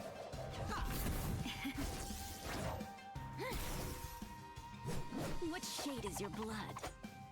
Mine's red. Ran. This is the end. The first Ran appearance in 18 years.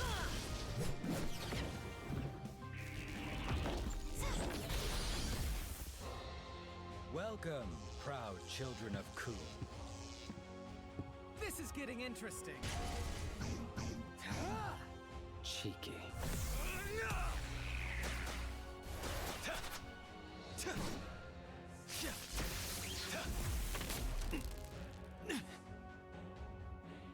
Not bad. Why does it look like Genshin Impact to me?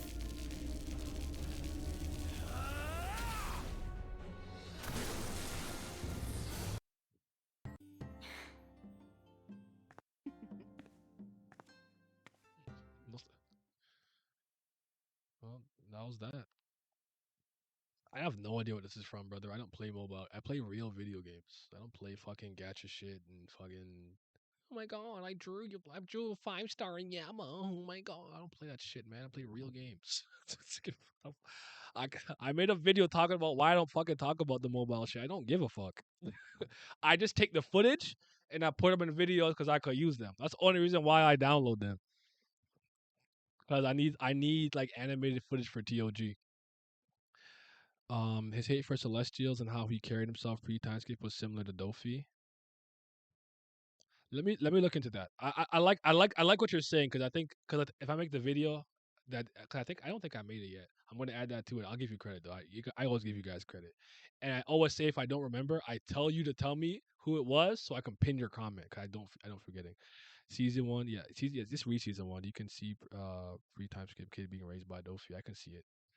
Mine's green. That's the mobile game, right? Man, he shouldn't be swapping any attacks away with Edouan. I don't even care. I think maybe it's data Edouan. I don't even know if it's real Edouan.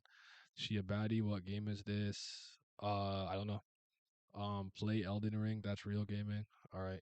That game Yama to Yama to get stronger. The one we got.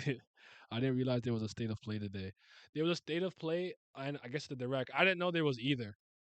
I literally like got on a break. I'm like, why do I have so many fucking messages? And usually, if I have a lot of messages, I panic because I'm like, oh my god, who's dead? Who died? Who's in the hospital? And everyone's like, yo, Paper Mario. I'm like, first I was like, oh, thank God, it's just Paper Mario because everybody and their mom knows I love that shit. And then secondly, I was like, okay, I see it. The trailer. Thank you, nice. So yeah, mobile games have dipped badly. I missed the old game loft. I was never a mobile. One thing I'd play on my phone is solitaire. But not a BlackBerry. I play Doodle Jump. I don't know. Sometimes I say things and I feel like people take offense to it. Just because not saying anyone does this, but I'll say like, oh, I don't fucking want to play on mobile games. I play real games. I'm being like cheeky when I'm saying I play real games. Obviously, if you like mobile games, that's fine. You like gacha, that's fine. You do you. I am not a gambler. I do not have a gambler's heart.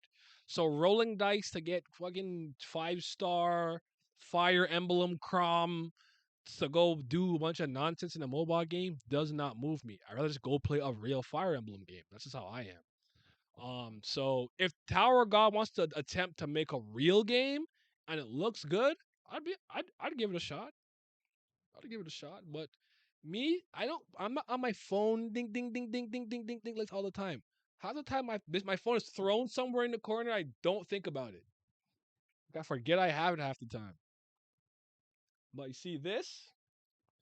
This is where we be doing real gaming. After because this is September is the month of lists. So after this month, we gonna be starting with Bomb Rush Cyberpunk.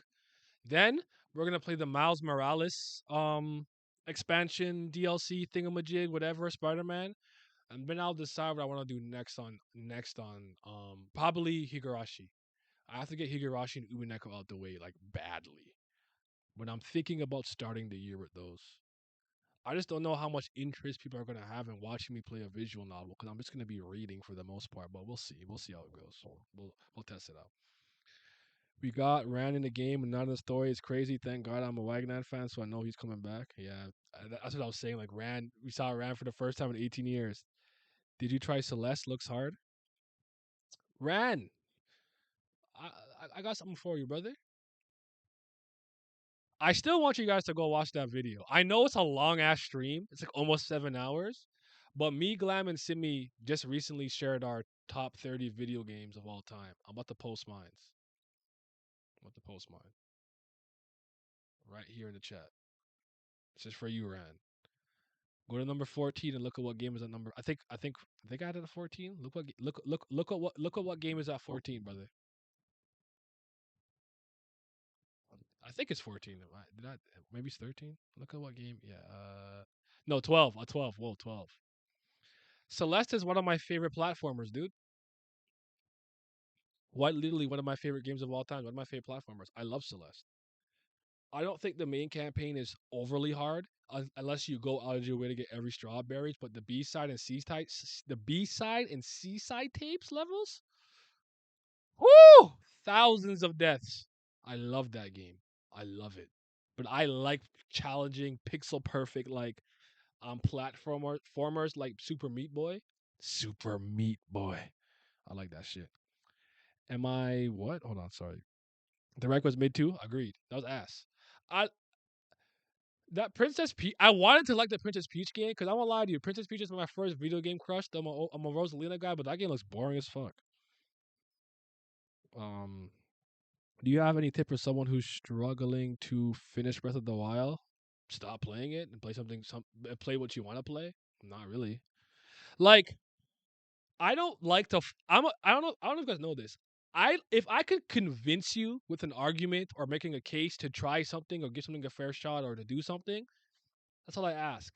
I'm not interested in forcing anybody to feel a type of way about something.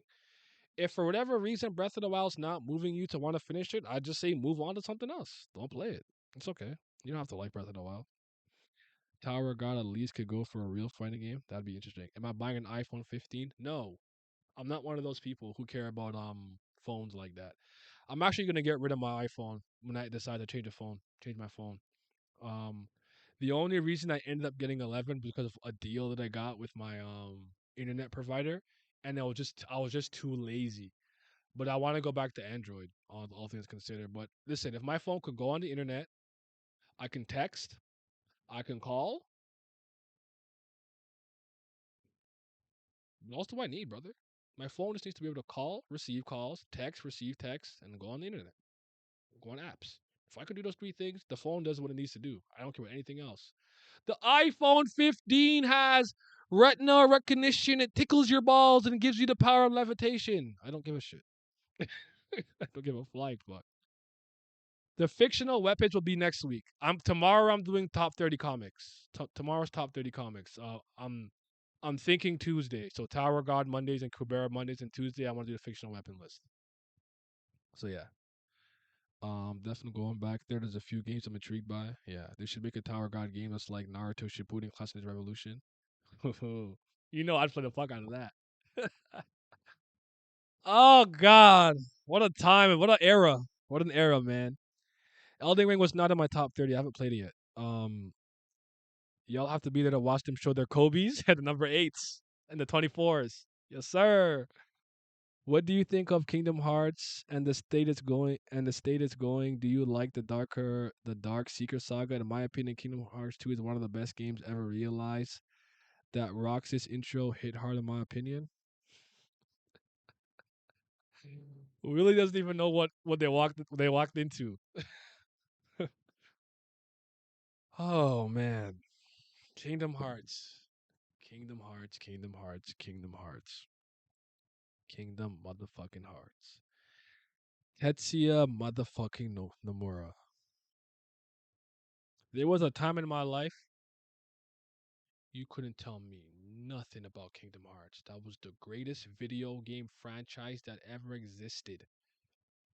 Ever existed. You couldn't look me because you had any criticism for that shit and I cook you, roast you, put you in a spliff. You couldn't tell me nothing. Riku, go. Couldn't tell me nothing. Way to dawn. I don't choose the dark or the light. I chose the way to dawn. I said, damn, the Twilight. Rock the world of Twilight. The way to dawn is the Keyblade. Came with the long hair. I said, son, you have to understand. Birth by Sleep changed lives, brother. This is not 2019. This my Kingdom Hearts love waned a lot earlier than that. This is much earlier. I'm talking. I'm talking. This is like 2000 and when did Kingdom Hearts 2 come out? 2005. Because I played 1 and 2 the same year, but Chain of Memories and 2 are already out. Hold on, Kingdom Hearts 2 release date. When did Kingdom Hearts 2 come out? Because this is my cousin brought it over. This is 2005. This all right. December 2005. So I played Kingdom Hearts 1, I played 2, and then I played Chain of Memories on my PSP on the Game Boy Advance. I'm waiting for Birth by Sleep on PSP now. Birth by Sleep changed my life because it made sense of Castle Oblivion. It made sense of so many things connected to a lot of the characters. And I'm like, oh, that's why Sora was sleeping. That's why this game started with that intro. to some degree too, because I didn't know about Chain of Memories until after I played 1 and 2. So basically, I went 1, 2, then Chain of Memories, and then I went in release order. The Dark Seeker saga was something I really wanted to love, but it completely falls apart at the end, in my opinion. I do not think Kingdom Hearts 3 is a good game. I don't think it's a good game. I don't think it's a good storytelling. I think they took too damn long to release it, and I think it completely ruined everything that they were building up. I really started to have problems with Kingdom Hearts when they were forcing me to play that fucking mobile game, Kingdom Hearts Unchained Key. And I'm like, fam, I hate the foreteller era and these dandelions. I don't give a flying fuck about any of this shit. Can you just make the next game? Why do you have to have 2.8 a fragmentary passage and this and that? Recode is on the mobile, but we made recoded, and now you have to like. There's too many moving parts.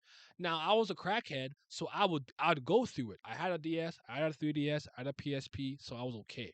I could play everything, but it's a very annoying, disjointed, segmented way to tell your story. I think Nomura's an awful storyteller and a terrible writer, but a phenomenal character designer and artist. And I think he needs to get off the project. He doesn't deserve to have it.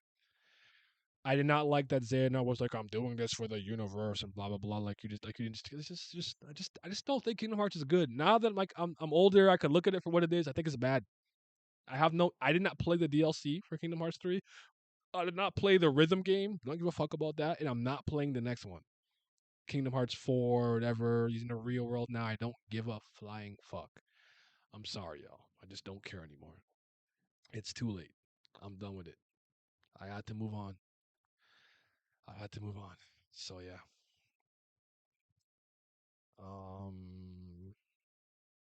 A Tower God platformer might work. Maybe a Metroidvania or something. Like going through it and going up the floors and be able to come back down or something with a top with like a central a central staircase or like elevator to go up and down floors. Darga RT no but no matter what she plays, bam, Matt always wins. Are the Kingdom Hearts games even good? Yes. I will not act like they aren't good games. I think Kingdom Hearts 1 is a great game. Kingdom Hearts 2 is a great game. I think Birth by Sleep is a great game, but this is when you get to the Osaka team when they made things a little bit more floaty and different. I think those are good games. I personally like Dream Drop Distance, but I'm not gonna pretend that it's not Riku Tax. I just played as Riku for like 70 hours, while I played for Sora for like 40. So that game could just because I got to play as Riku. Um, so I'll stand by Birth by Sleep, Kingdom Hearts 1 and 2, phenomenal games. Chain of Memories, I don't know how to describe that game. I think that's an acquired taste. You have to judge that for yourself. I got through it one time on GBA and I played the remake and I never played it again. And you do with that information what you will. But Kingdom Hearts had a lot of potential. There's a lot of good in the game. There's a lot of good in it. Character designs are good. The Keyblade concept of powers and worlds are all really dope. I like that darkness and light sometimes are not portrayed as good or evil, just the power of Twilight. A lot of great design. Xemnas is a great character. I love Xemnas. Old Man Xehanort's dope. Riku and Aqua, I think, are the two best characters in the series. Like, there's a lot of good in the game. It's just when you put it all together, it's not anymore. Not anymore, in my opinion. But it took me a long time to get to this point. It was very hard for me to have to look at what Kingdom Hearts became because I was a fan from 2005.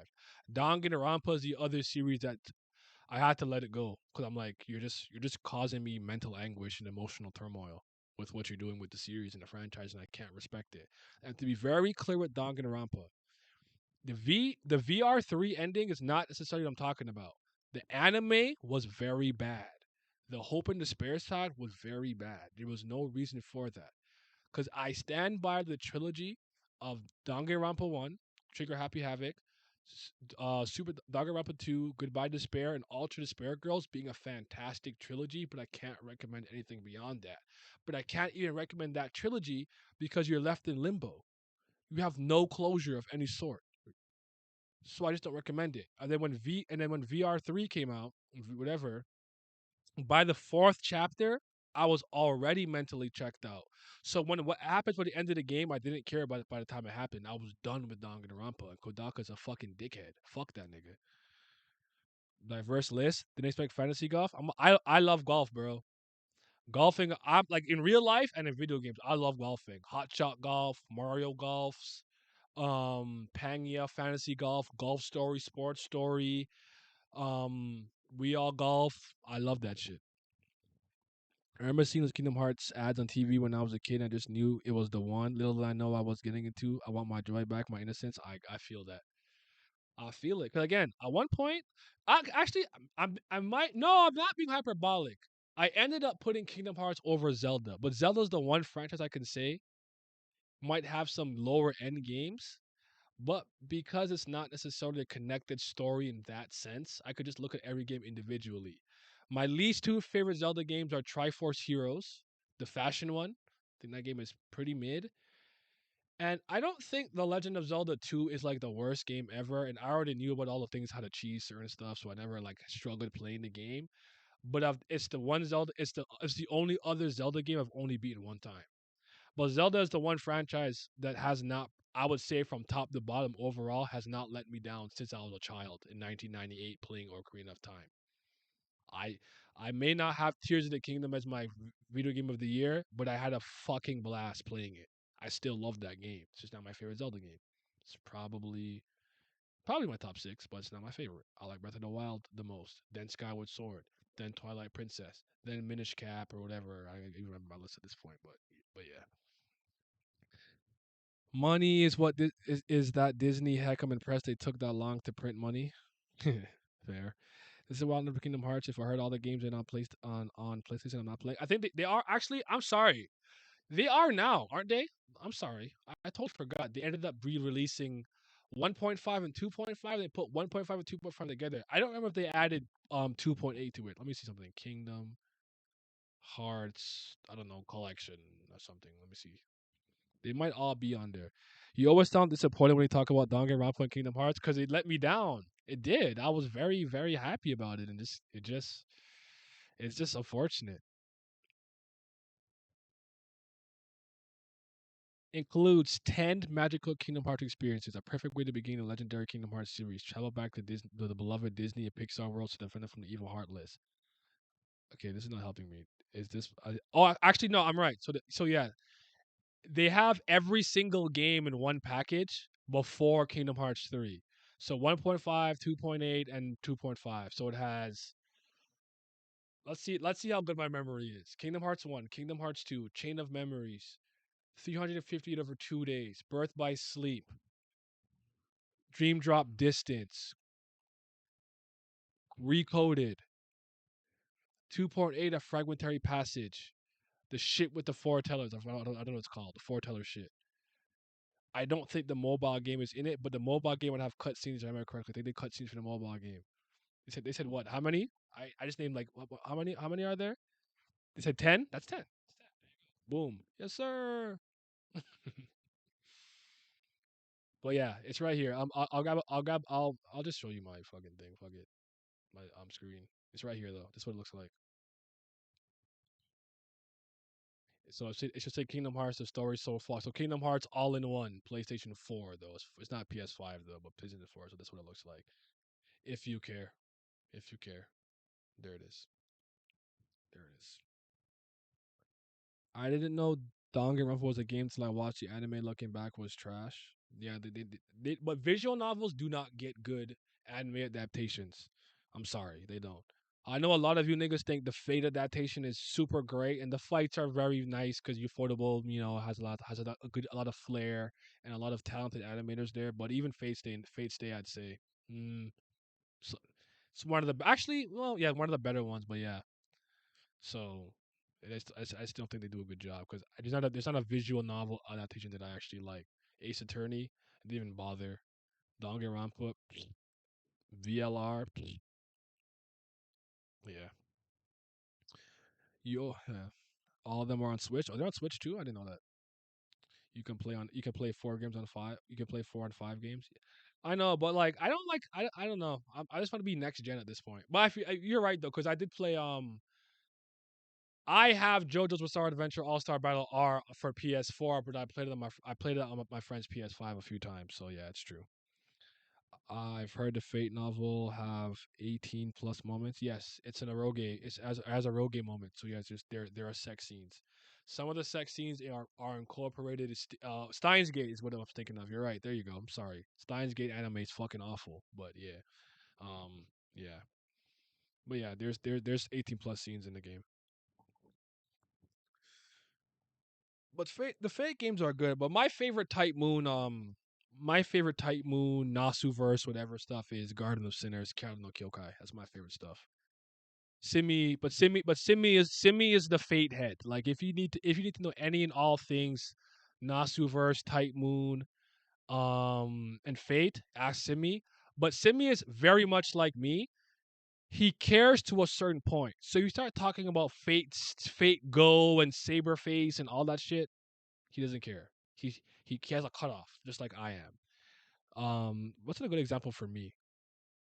Something like that. Like you have a I don't know. I can't think of anything. But like he has a cutoff. He does not care about all that new shit they be doing now. But yeah. What's his favorite servant? Arturia. Arturia is one of his ultimate waifus. Arturia, Kyoko Kirigiri from Danganronpa, um, Hwaryun. I want to say Beatrice, but I'm not sure. No, no, no. I'm gonna throw her in there. I know he likes her a lot. I don't know if she's a waifu though. So yeah. Is Steins Gate anime bad? I heard anime fans talk about that series and only praising good things. The visual novel is absolutely incredible and the greatest time story focused narrative that I've ever had the pleasure of experiencing. That story is special, and I love Steins Gate with all my heart and soul. But that anime is a soulless adaptation of all the things in the visual novel. I'm not telling you what to do. I don't care if you watch it or not. I just want to talk to you about it. That's what I tell people. Oh, Naya, I watched Ace Attorney. Let's talk about it. So you didn't play the games? No. This conversation is already over. I'm not talking to you about Ace Attorney if you did not play the video games. I don't care how elitist, gatekeeperish that seems. I am not a good person. Stop putting me on a pedestal and stop expecting me to always walk the higher up. I'm not talking to y'all about that shit. So yeah. Um Maybe you with Marvel and DC stories. That's probably a good example. Like if you talk to me about Marvel stories and DC stories up to probably safely 2012, I'm all in. You want to talk about some Jack Kirby? You want to talk about some Stan Lee? You want to talk about some Jim Lee? You want to talk about some Geoff Johns? You want to talk about some Jonathan Hickman runs? But after a certain point, I just stopped caring. I do not care anymore. So yeah, that was a very good one. Paper Mario is probably another one. I'll talk to you about the first three games, and then I don't care anymore. Paper Mario 1, 2, Super Paper Mario, Origami King, Color Splash Sticker Star. I do not give a flying fuck, my nigga. Not one. Zero. So yeah.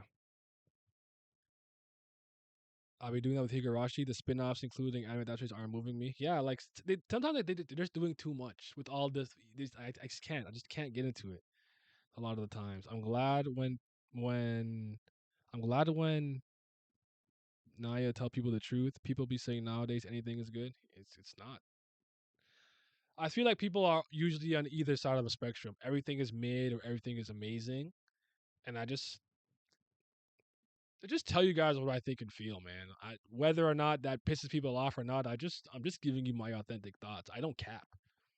I don't cap for views or cap for love or cap for anything because I can tell you a lot of the people that you guys like when I talk to them and then I watch the video they put out. That shit is night and day. What? Yo, go peace. Oh, this is peak. I'm in the call with them. That shit was ass. I'm like, well, just say that on camera. Oh, fan base. All right, man. So yeah, I actively blocked them out of my mind. I don't even consider them part of the main story. No, honestly, I feel that because Fate is something with me too. Like Fate Stay Night and like Fate Zero is like all I really care about. I don't really if there's is it Apoxria or whatever. Like I know that apparently is not that bad, but like beyond that, I don't care about anything Fate related. So I can't do it.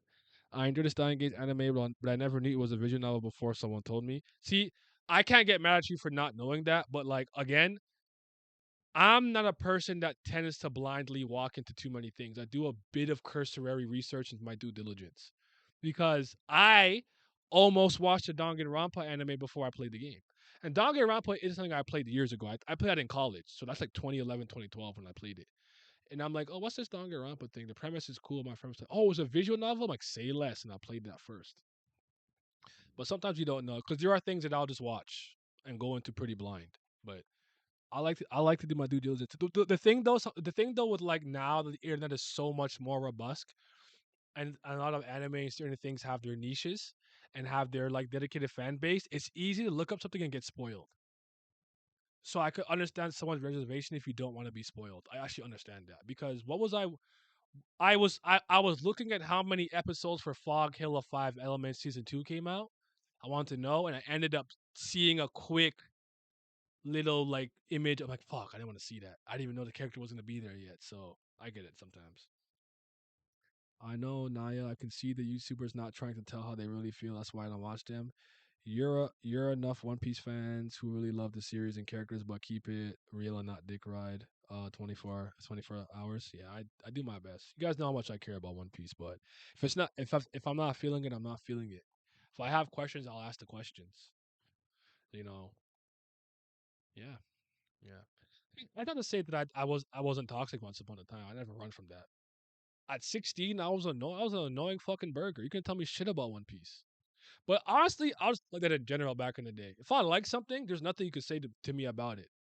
I'm gonna cook you, I'm gonna roast you, and roast what you like. And you're not calling One Piece trash, this or that or the third. You couldn't do it to me. Kingdom Hearts another thing, Zelda another thing, Danganronpa Ace Attorney another thing. A lot of things I was into, you couldn't tell me shit about it. You couldn't tell me nothing about Derrick Rose and the Chicago Bulls, brother. You couldn't tell me nothing. They were winning every year. Every year they were gonna win. From 2008 until his second knee injury. That first one hurt it a lot. I remember I didn't go to school for a week. I ran from the grind, but because I was getting cooked on BBM. Like, bro, I had to act sick. Like, mom, I can't get a skill. I don't feel good. I ran. Yo, I ran from that. I used to be for a lot of anime. Now I just ignore how many my favorite animes have problems. Oh, Fog of season 2 is freaking gas, but the ending got me mad. I need more. I know. I feel you. So you're saying they all cooked as karma for Kid Night Crime? Nah, nah. Is it karma? Shit, I don't know. I mean, I still have I still have Ace Attorney. Ace Attorney is the first visual novel I ever played in like 2008, 7 on GBA before the DS ones came out, and those are I still love those to this day. Though I think they should stop, but I love them to this day. Um, Zelda's another one. Sonic is not a good franchise from top to bottom, but I can't hate Sonic, bro. I'm a Sonic kid, you know. I'm a Shadow the Hedgehog edgy boy. I don't have like super beef or smoke with Mario, but I just pick and choose what I care about when it comes to Mario and Mario games. I'm about to buy my first new Mario game in a long time with Super Mario Brothers Wonder. Super Mario Brothers Wonder is the most inventive, creative, and innovative a traditional 2D Mario has looked in fucking years. And I have fun playing that with my friends, so I'm actually very excited to play that. Sonic Superstars is the first time where you can play as 4 people co-op in a Sonic game. I'm involved, my nigga. Like I'm here for that. I am not a Sonic Frontier super fan. I thought it was a very alright game. It was like genuinely like not that like kind of inoffensive. I was kind of like, it's fine. I paid it for free, so that's also why I liked it because I didn't pay for it. That's Sonic Gate dropping soon is gonna move mountains for me. Same with the new Mario game, and I'm very excited for that. One Piece, Kingdom Hearts, Danganronpa, TOG, everything you love ends up being cooked. You're not wrong. I only have a few that survive the test of time. Ace Attorney and Zelda are like two of the two that survive the test of time. I'm trying to think of something else that has a long history that I've liked for years. Would you count the I got into Monogatari 2010. Is that not? That's not enough time. Is it? That's only 14 years. That's not long enough. That's not even half my life. It's not long enough. Those games are actually gonna be so much fun, especially when you get a cast of niggas to play with. Yeah, I got my boys to play with, right? Like I have friends I can game with. Even though I have to do most of the heavy lifting and bring all the controllers and systems and everything, it's fine though. Sonic Superstars I expect to be a more fun experience for me though. Yeah, but I liked I I thought that they should just make a Genesis style game with like modern 3D graphics, kind of like Generations without the thing part. So I'm here for it. Um, all I know is I'm always Sonic. If you play with me, I pick Sonic all the time, bro. I'll pick nobody else. Fuck you. Only I'm Sonic, nigga. Finally free from playing League of Frauds. I'm claiming Amy bad bitch with a hammer rose on site. Go ahead. You good. You got it. I just need Sonic. What's your opinion? Endings in the series can be a good ending, justify the entire series or seasons, or some moments can be overlooked but still problem with the series. I'll tell you what I think, but that's something I think that's a personality trait that you have to decide for yourself.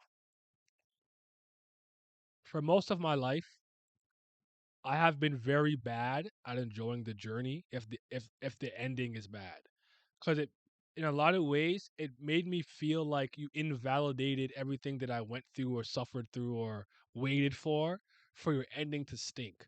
So if you had a manga that's 100 chapters long and I like 99 chapters and the last one was dick, that manga was dick. I didn't like it. That's how I was for a very long time. Now, the ending and conclusion of your story and narrative is still the most important part to me. I admit that, right? But I have learned to enjoy moments, the ride, experiences, saying it was good up to here, but after here I have issues. So I've gotten better at being a little more even keeled and balanced with that. But for a long time, I was the guy who would throw it away. But if the ending was garbage, I'm not there anymore. I think I found a better balance. Um, the analogy or whatever I used to use was it's like you're running a 400-meter race. So let's say the story is really good. It's like you being in first for 350 meters to burn out the last 50 meters and come last. That was the example I used to use back in the day a lot when I explained why the ending was so important to me. Why would I care if you were in first the whole race if you lose at the end? Well, he led for 35 seconds, but in 36 seconds he came second and lost. So you lost. Why the fuck do I care that you led the whole race? You didn't win. You know what I'm saying? So yeah. The way we talking about Monogatari, you want Ishin to end that shit? I do. Like, stop. Just write something else. There's no need for this because it's like Index. Another example. I cannot keep up with Index because I was a fucking maniac. Stop writing this testament knew this SS Index. I'm like I can't keep up, bro. At this point. I Wikipedia what happens. I'll be honest. I don't even read no more. I just read Wikipedia what happened. I can't keep up. It's too much. You're asking me for too much, bro. So yeah. You ever made a top three everything like all mediums, which is your favorite? So like taking like what movies, cartoons, shows, video games, books, comics, webtoons, and all of that, and just ranking my all-time favorite things in general. No, but let me screenshot that. That's content. Hold on, you cooking? That's content. Let me screenshot that. That is interesting. I wonder how that would work. I could tell you right now, Avatar is top five though. You're gonna see Avatar, Legend of Zelda, for sure in the top five. Probably Ace Attorney. That's interesting. I like that idea. I might add that to the list. I watched Index. I dropped that series. I still like the Index first two seasons, and I really like Railgun. Certain scientific rail is it the fuck Railgun with Misako Mikoto, but I just can't keep up. He just keeps going. So yeah. I'm probably not gonna do 30. I'm probably gonna keep it at 20, but that might be. Let me look at my calendar. Calendar. Okay, that might be the week after next week. But because I don't think I'm gonna be here on Friday next week, unfortunately. But I'm here this Friday, and then October is when I'm gonna start playing games again. So October is when I'm playing Bomb Rush and Miles Morales. I'll safely say the 27th of September. 27th, 28th, or 29th of September. Probably then. because I have to do because people want me to do music. Apparently, people are interested in my music taste, which you're just gonna laugh because my music taste is the most unserious thing you've ever seen in the history of unseriousness. Because I do not give a fuck about genre. I do not give a fuck about language. The only music genre I don't like is screamo because I think it's noise. You can give me country, heavy metal, techno, house, EDM, trance. It could be in German, Spanish, French, English, Japanese. I don't fucking care. If it resonates, it resonates with me. I've always been like that. I'm a Swiftie, you know. I'm not unhinged or weird about it, but I like Taylor Swift. I listen to her all the time. Like people are generally shocked when they listen. Like I listen to like Tegan and Sarah, Alicia Cara, or like then I'll play some Nano, then I'll jump back to like that fucking Tyler the Creator now. Like I'm all over the place. But my favorite ongoing rapper, a rapper alive right now is probably Jermaine or Joey Badass probably. As far as groups go, Flatbush. I really like Flatbush Zombies. I fuck with those niggas heavy. I really like Flatbush Zombies. I love them a lot. I was listening to what's that song called? TP4. I eat good, I smoke good, but I fuck better. I fuck better. I love those niggas. Top 20 One Piece girls. I think I have a list of that already. Do I? Do I not? Maybe I do. I don't remember. No, I think I did top 5 or top 6. I don't want to do a One Piece focused one. I'm not in the mood. I don't want to, but later. You have to do the top. You have a date for the top 30 anime manga stream. Okay, actually, I said that needs to be last. So, am I willing to sacrifice us? It has to be the 29th or the 30th. 29th or the 30th. I don't know if you guys are gonna be around on the weekend and Saturday, but 29th, 30th. Pencil that in. Pencil that in. That would be a 10-hour stream. Jesus Christ. Jermaine, Jermaine Cole. Am I gonna play Armored Core? I really do want to play. I'm. You guys have to understand. It's I am built. It's wired into my brain to not skip shit. I just don't like doing it. I don't even care if they're disjointed. So I have decided maybe my next franchise endeavor will be Armored Core for 2024. So I go to 1, 2, 3, 4, 5 to get to 6. That's what I'm thinking of. Um, yeah. So we'll see though. We'll see. I've quite literally never heard you say anything about music, but some J. Cole jokes here and there. Yeah, man. J. Cole. Well, Jay Z was my favorite like rapper for the longest, but I ended up liking J. Cole more than him. But like, if you ask me, probably who I think the greatest rapper of all time is, I'll probably tell you Jigga. But music is one of those things that I think is so subjective in a lot of ways, and because I can't call myself a music savant and be like, oh yes, the Metro Forte 2x1 beat. Like I can't analyze music well. It's just do I like it or not. So I don't really get into like people be like, this fucking album shit. It sucks. Drake is washed up. Do this, do that. I'm like, I like that song. That's all I have. I have no real argument. I liked it. Like with music is so subjective to me that I just don't know how to really talk about it. Like I like this song. Well, I think that song is bad. Okay. So I don't know. Music is one of those things that's weird for me to talk about. I guess I don't, but I also think rap discussion is very toxic and shit. So yeah, Alessia Cara year. I don't know one of our songs. Is it here? Is it here? Um, I need to be in the music stream. That's my lane for real. Oh, yeah, for sure. Come through. Slide. Taylor generational. Not going. I'm good off your music take because I know you be moving like LeBron. I'll be fake lip singing. Lip singing. Need you on the Paramore and Phoebe Bridges Wave Dog. I do like some Paramore songs. I don't know if I know who Phoebe Bridges is. September 30th works for me for the top 30. Okay, I bet. Music is entirely subjective when you don't trust anyone who has to be objective. That's the thing though. Like I'm sure there are certain things musically that you can quantify. Like, do you have bars? Do you have good cadence? Can you sing well? But like other than that, does the sound resonate with you or not? Is like the end of it, you know. And I'm a guy who likes rap and rippity rappity and bars. I could listen to some nigga shit, coon shit, yeah, but like I like bars. And I would argue the game for the most part hasn't been going in that direction. I have to go out my way to find that. And I'm not in the mood to argue with people like, oh, you're corny because you like that rippity roppity half my property. I'm like, okay, I'm corny, so leave me alone. I listen to my music in peaceful bliss.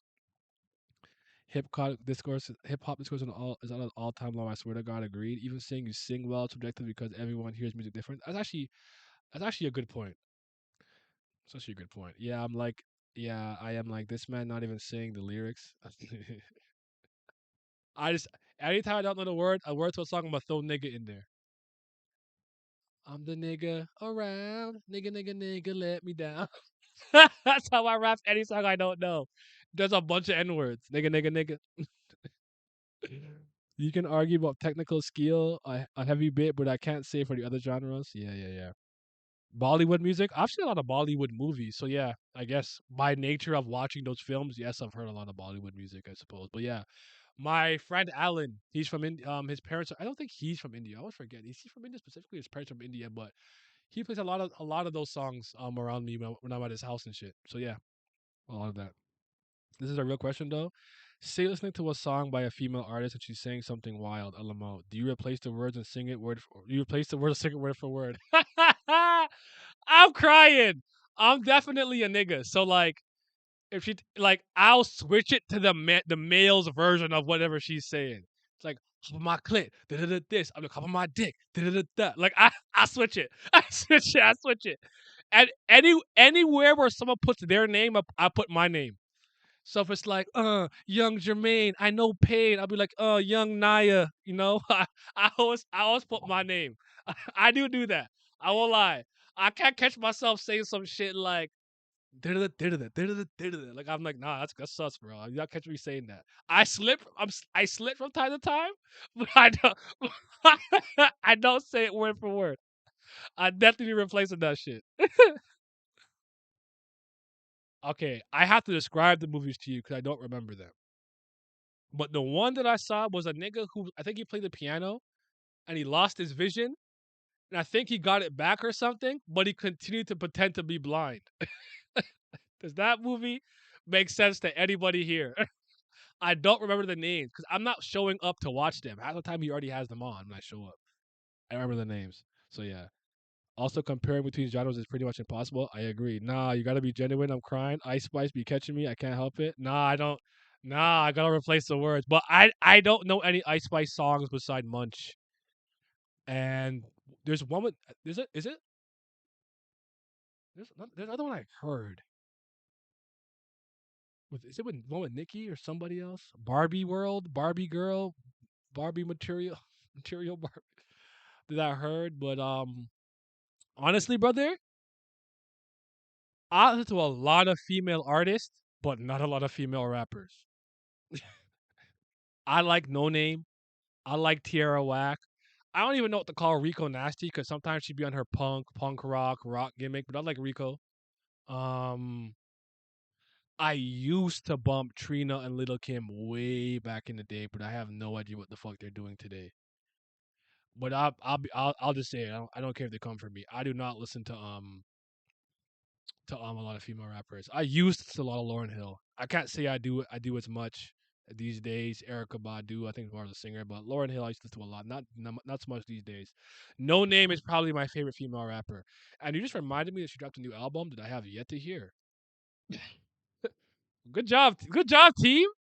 Good job, team. Because I did not listen to anything after song like 31, after telephone and what's the other one called? Telephone and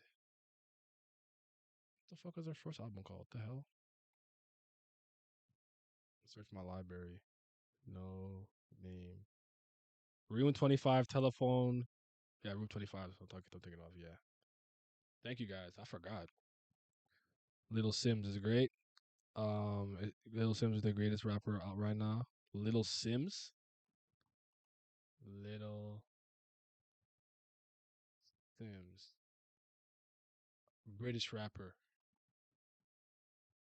All right, I'm a favorite. I'll give it a gander. I need something to listen to anyways. All I've been listening to recently was my friend Alan, a different Alan. put me on somebody called Tizo Touchdown. I'm listening to him a little bit recently. His name is Tizo Touchdown. He has a song called like You Thought and stuff like that. I'm listening to him. I enjoy her a lot. She's not a lyrical, miracle, spiritual ass rapper, but the music thing is fuck to me. Okay. Um, I'm gonna be honest, man. Like, just straight up, bro. Oh shoot. No, I have to be on camera when I say this. So wait 1 second. One moment, please. Oh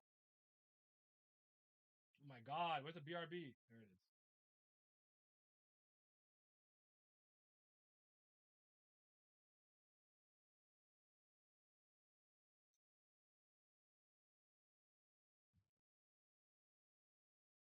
There it is. Shirama, shirama, dirama, dirama da. Haraba, haraba, haraba, haraba.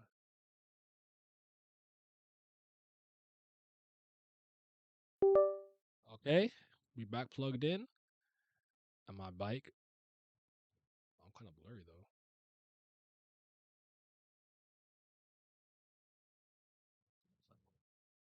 When it comes to your Cardi B's, your Nicki Minaj's, your Ice Spices or whatever, those like the bad bitches. If you are rapping and I'm not at the same time watching you shake your ass and titties, I am not listening. I'm not listening. I'm not hearing do this, do that, da da da without the visual. If I can't see it and hear it, I'm not listening. Call me whatever you want. I don't care. I don't listen to it. So if Cardi put out a song about something and in the video she's shaking her ass, I will watch the video, listen to the song, and then I'll move on my day. That being said, Cardi has some songs that I like. Bodak Yellow. She had that one rap by the convenience store where they're all in like red. She has some songs that I like, and so does Megan and them. But if you want to listen to them, they gotta be rapping, bro. I can't listen to the put my this on a that this that. I'm just gonna fall asleep without ass in my face. So yeah, peep. No, thank you. If you want to, I have to screenshot this. I'm gonna forget. Okay, bet. My little Sims. Y'all see the upcoming Weekly One Jump series that got so much hype? There's already a leak in the first chapter. No, I have not. Cardi has some nice songs. I'll watch them on mute. I'm not gonna lie. Overall, though, I don't really be caring. That's fine. You're like what are you? Aren't you like 20? You're like you're a lot younger than me. Back at that moment in time, I did not give a fuck. Shake your ass. Talk about whatever. As I got older and got nieces and little and kids and stuff that look up to me, I have to I kind of carry myself a certain way to some degree. I'm still a degenerate deep down in my soul. I'm not committed. I'm not, but 21, yeah, like like I try to set a decent example, all things considered. I don't like to walk around like a certain type of way no more. So yeah, they're calling it an industry plan. What's it called? You're 21 or 22 next month? Oh shit. 21? Make it over Nicki's Anaconda album cover. Oh, Nicki doesn't move me like that. Honestly, I'll be honest though. Like, I don't think any of them are like ugly or whatever. They don't move the needle. I think I don't know though. But like, I'm weird though with my with my taste in women. Like, I like regular women. Like, just like I'm talking like I go to Walmart and the cashier is bad. I'm like, just a regular, degular. Like, that's my shit. When they're all glammed up on Instagram with all these filters and overlays and all this surgery and that, I don't. There's obviously gonna be the odd one. I'm like, yeah, I like that, but like, it just doesn't move me. I just like regular women, bro. I don't have to tell you. I just like the ones who are just going about their daily lives, who are unconcerned about all that other shit. None on that boss bitch shit, and this and that, independent, like just the regular ass women. I just that's that's where I'm at. And I won't be lying to you. For the last 3 years, I've been a rural area merchant. You go to like the like more conservative areas with their traditions and standards. This is a small town. There's some beautiful bitches over there, bro. Only thing is, I don't like God fearing women that much. I'm not. I'm actually not religious. So sometimes they be hitting me with all that God shit, and I'm like, no, bust it open. What do you mean marriage? Huh? Hacked. Hacked. Elon forced the Neuralink in my brain. That wasn't me, bro. That was hacked. So yeah. Homie tricks for the win. Those the ones. Bows young like me. I'm growing out of that social media women shit. I need me a homebody. Whorehemming activities. Women are so weird now. Being normal is now unique. Actually, that's actually kind of true. Yeah, I won't lie to you. Some that's I know. I thought I was controversial, like dating, like relationship takes. Where I'm like, she into God. Oh, fuck, turn it off. I'm not even. I'm trying to be more religious and whatnot. Like I just. Let me show you the video. Can I show you guys the clip? Let me show you the clip that it has somewhat changed my life, but this resonated with me when I saw it. Cause I just think I'm a bad person, so I don't deserve to be religious. But let me see if I can find this fucking clip. No, shut up, bitch. Bust it up. That's the one. Uh, First you have to meet my dad. Then my dad has to approve, and then we can hold hands, and then. Bro, I've been fucking since I was 13. I don't have time for this. It's too late for me. I don't remember how long ago I fucking posted this. Oh my lord, I have to scroll. You have to give me a second. You have to give me a second. I don't remember how long ago this was. I keep God fearing women for when I want to get married. See, that's different. Not that I'm not trying to, but I'm just tired, y'all. Women are annoying. Sorry, you're not women in the chat. I'm sure you think boys are stupid and dumb and all that thing. That's fine. You can say that, but women are annoying. I just need a break. Like I said, I have no more bullets in the chamber. I will be back in 2024. I'm just working right now. I'm just working. Very unserious species of the human race. Still scrolling. Look at all these ordeal pics. I'm not caught up to ordeal yet. I'm such a fraud sometimes. I just like doing shit on my own time. That's my problem. I hate being forced to do anything. If like I could be enjoying someone and someone's like, "Oh, you gotta do this," and now I don't want to do it no more because now you're trying to force me to do it. I found it. I found it. I found it. This clip did a lot for me. It made me start to think about religion and stuff a lot more. But yeah, this is what I was looking for. This is Seamus from Freedom Tunes speaking on like basically I said this is something I probably needed to hear and it gave me a lot to think about because in hindsight I never saw myself as a good or devout. So I never bothered with religion. Maybe this message might resonate with me with someone else as well. So just listen to what he said real quick. They begin to fear that because they don't feel warm, that's one thing that turns a lot of people off, is they begin to fear that because they don't feel warm, fuzzy feelings about God all the time, that they don't have an authentic faith, right?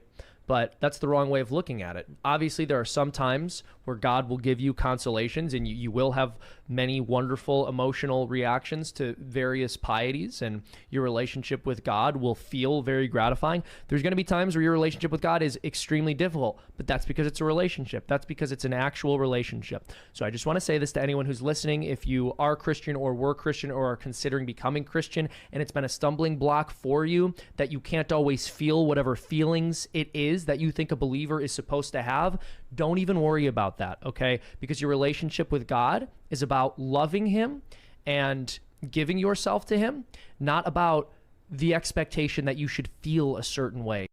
So yeah, like when he said that, I started to really think about it because I don't consider myself the model human being to look. I'm human. Like you could use me as a role model of what to do, not to do, because I make mistakes every single day. But yeah, that did a lot for me. But I look at the end of the day, I got it on. I got the Holy Bible on deck always. It's always with me. I never. Wait, that's Monogatari. I meant this. Like I got it here. It's a lot of words though. There's a lot of words. It's a lot of words. A lot of reading. So yeah. Anyways, yeah. Grind. Yeah. Plus, when it's winter time, it's not winter yet, but it's getting nippy outside. I just tend to stay inside. I hibernate in the winter. So yeah. So yeah. 2D women out. Time of year. You're sick. Damn Monogatari. All right. That's the Bible. This is the Holy Scripture. This is actually I got the first one correct. I know I did. Yes, sir. So yeah, I am more spiritual than religious. Actually, I used to see this as a strength, but now I think I'm a true believer of pros and cons. I think everything comes with pros and cons. It could come with more pros, it could come with more cons. But I'm a man of logic and reason to a fault sometimes, I think. So things like spirituality, just believing some person in the sky has my best intentions in mind. It could like flood the earth and knows every and all things. It's just hard to wrap my mind around. Like, but I'm like, I am here unless this is the Matrix. I'm in the Matrix. It's a simulation. But I don't know. I don't know. I don't have the answers. When I die, I'll figure it out. But I'm trying to be more spiritual. I'm trying. But like when I see spirituality, it's just all these goddamn bitches talking about I'm a Pisces, rising moon, fire sign. It was like, I don't know what the fuck does that mean. Moving into a new place that's much more expensive than my older one, so I'm forcing myself to make more bread. I feel that. I'm about to move somewhere less expensive. I'm getting out of Toronto. I'm tired of this. Monogatari greater than the Bible. That's why I'm on hiatus. I feel it. I feel it. I had to deactivate Instagram for a little bit because I won't lie. I fell back to old habits. When I'm sad, I just start fucking. And then I feel emptier and more hollow. So I'm like, let me just take a break, man. Get off the coochie carousel. Toronto's horrible, but I think it shocks a lot of people. Canada and the U.S. are neighbors. We're right there, and what you guys end up doing tends to have an immediate effect on us because you guys are our big brother. Inflation is crazy in Toronto specifically. I know some other places a little bit better and stuff. Like basically, I for any semi decent place, I'm gonna have to paying like $2,400 a month for rent specifically. I can't buy a house yet. I don't know if I buy a house yet, and it's not a nice place. But if I go to like Edmonton or something, like Alberta or whatever, I'm seeing nice places for $900 to like $1,200 a month, and I'm like, I can do this right. I could have done this 3 years ago. Our inflation here is really bad too. There's bread lines. There's people lining up to get stuff from the food banks. People are taking out loans to buy groceries, because I am by no means of a super financially literate person or an somebody who knows economics well, but this I do understand. With inflation and with what's going on, what happens is after these $100, 'cause I can't do math. Let's say $100 used to pay your rent, get you food, and get you gas, right? And you're living well that way. What happens with inflation and us sending all this fucking money to Ukraine and all that bullshit is that they don't go in your bank account and remove money, but now that $100 that you were still making does not stretch as far. Does not stretch as far. So now you have to decide between food and gas, or rent and gas. You might have to get gas. You might have to start walking to work so you can pay for food and pay for rent. There's a lot of people in Toronto who are really struggling to just make ends meet, and they have good paying jobs. My best friend makes six figures, and with every single fucking like other week, the Bank of Canada does like a point something interest rate, and she's fucked. Her and her man make good money. She lives in a dual income place, and they're struggling. She makes six figures, and he makes like 89K a year. These are that's a decent amount of money. It's a good amount of money. This is the Matrix. You gotta eat the bugs. The bug eats. Toronto bad like that. Yeah, I need Nine to convert to Islam. We would be brothers. What's popping with Islam? I respect them though. You got one thing I respect about your religion is whether or not people agree with it or not. You don't let anyone infringe upon it. Catholics and Christians are pathetic. They will basically give up their faith just to whatever, you know. I believe there are things in the world that are out of my control. So whether or not it's God or just good luck, I hope it helps me. Yeah, that 2,400, man. The rent here is crazy, but Toronto is very expensive to live in, anyways. That's tough. You need to move to one of those rural areas with all the women. That's why that's also another motivation for me. I have fallen in love with a lot of small towns. The scenery, the animals, the nature, the people are much more um they're community. They're not like just segmented people who live and walk by each other. They're like they know their neighbors' kids and stuff like that. It's very cool. Current topic, we're just talking about whatever. I don't know, just bullshit. Right now I was just talking about how expensive it is to live in Toronto. I want to leave. I think it's like that in New York, especially for areas like Manhattan. I live in Texas, so one good bedroom could rent for like 1300. 1300. Like if I want to pay $1,600 or less for rent for a nice place, that's what I want. I could do that in Texas. But having actually been to Florida, I understand that you guys like the a hot Canadian day is not as hot as our regular Floridian day. I know Texas is like in the desert, and I'm a person who lives without AC. I don't know if I could live without AC over there. I might melt, but we'll see. Gas is absolutely insane though, and Cali is like $6. Well, California is a shithole. So yeah, we gonna cry for dinner and drink our tears. That's how Wowda. Tears are Wowda. I was trying to say Bugattis. Oh, Bugattis and taste accent. Oh, 100% agree with what you just said about Christians. Yeah, they're pathetic. Where do you plan on moving to though? Probably Alberta. I thought about Quebec, but I heard Quebec they make you pay your taxes at the end. Because there's a lot of fine women in Montreal, but I'd probably go somewhere small town and just live off the land. I actually want to like plant and have a couple of animals, like a few chickens, like a few like not too many, but a few chickens. Like I want to. Saskatchewan? How cold is it there? How bad is the winter? Nope, stay over there. No AC in Texas is crazy. Obviously, I'll try to get AC, but I'm saying is like I I I I I I I consider myself a higher breed of human being because I could exist without AC. But I remember walking out the car in Florida the first time. Like, oh my god, that heat wave hit me different. The hottest Canadian day is not as hot as our regular Florida day, so I understand now. Living in Europe made me appreciate the community and morals in my community. I feel bad for y'all in the West. I know a lot of people in my neighborhood and whatnot, but it's still kind of like, yeah. I remember a time where we were a much more like tight knit community and we used to help each other out and stuff like that and stuff. But I can't say my neighborhood's the worst. I'm cool with my neighbors on both sides, and I have a lot of friends here, but that's years of history. So yeah, yeah, I know Texas is hot. So somebody else watching stream in Texas with no AC, and I'm like my nigga was was dripping, just dripping, bro, just rag, dabbing himself, dying. And I know that he had a bunch of electronics on too, so it's kind of crazy. I remember the first time I went to Texas from Cali in 2012. That first step into Texas air, after being used to the breeze from Cali, my entire life felt like Tory into the government. It's hot, it's warm in California too, right? I've never been body so hard in my life. Yeah, in that moment I understood what Vince was talking about when he was talking about like Texas heat. I'm like, okay, I get it. As much as Toronto is very humid and it could get hot here in the summer, it's nothing. It's not the same. I understand that. I had to concede to him. Canadian with low heat durability, crazy.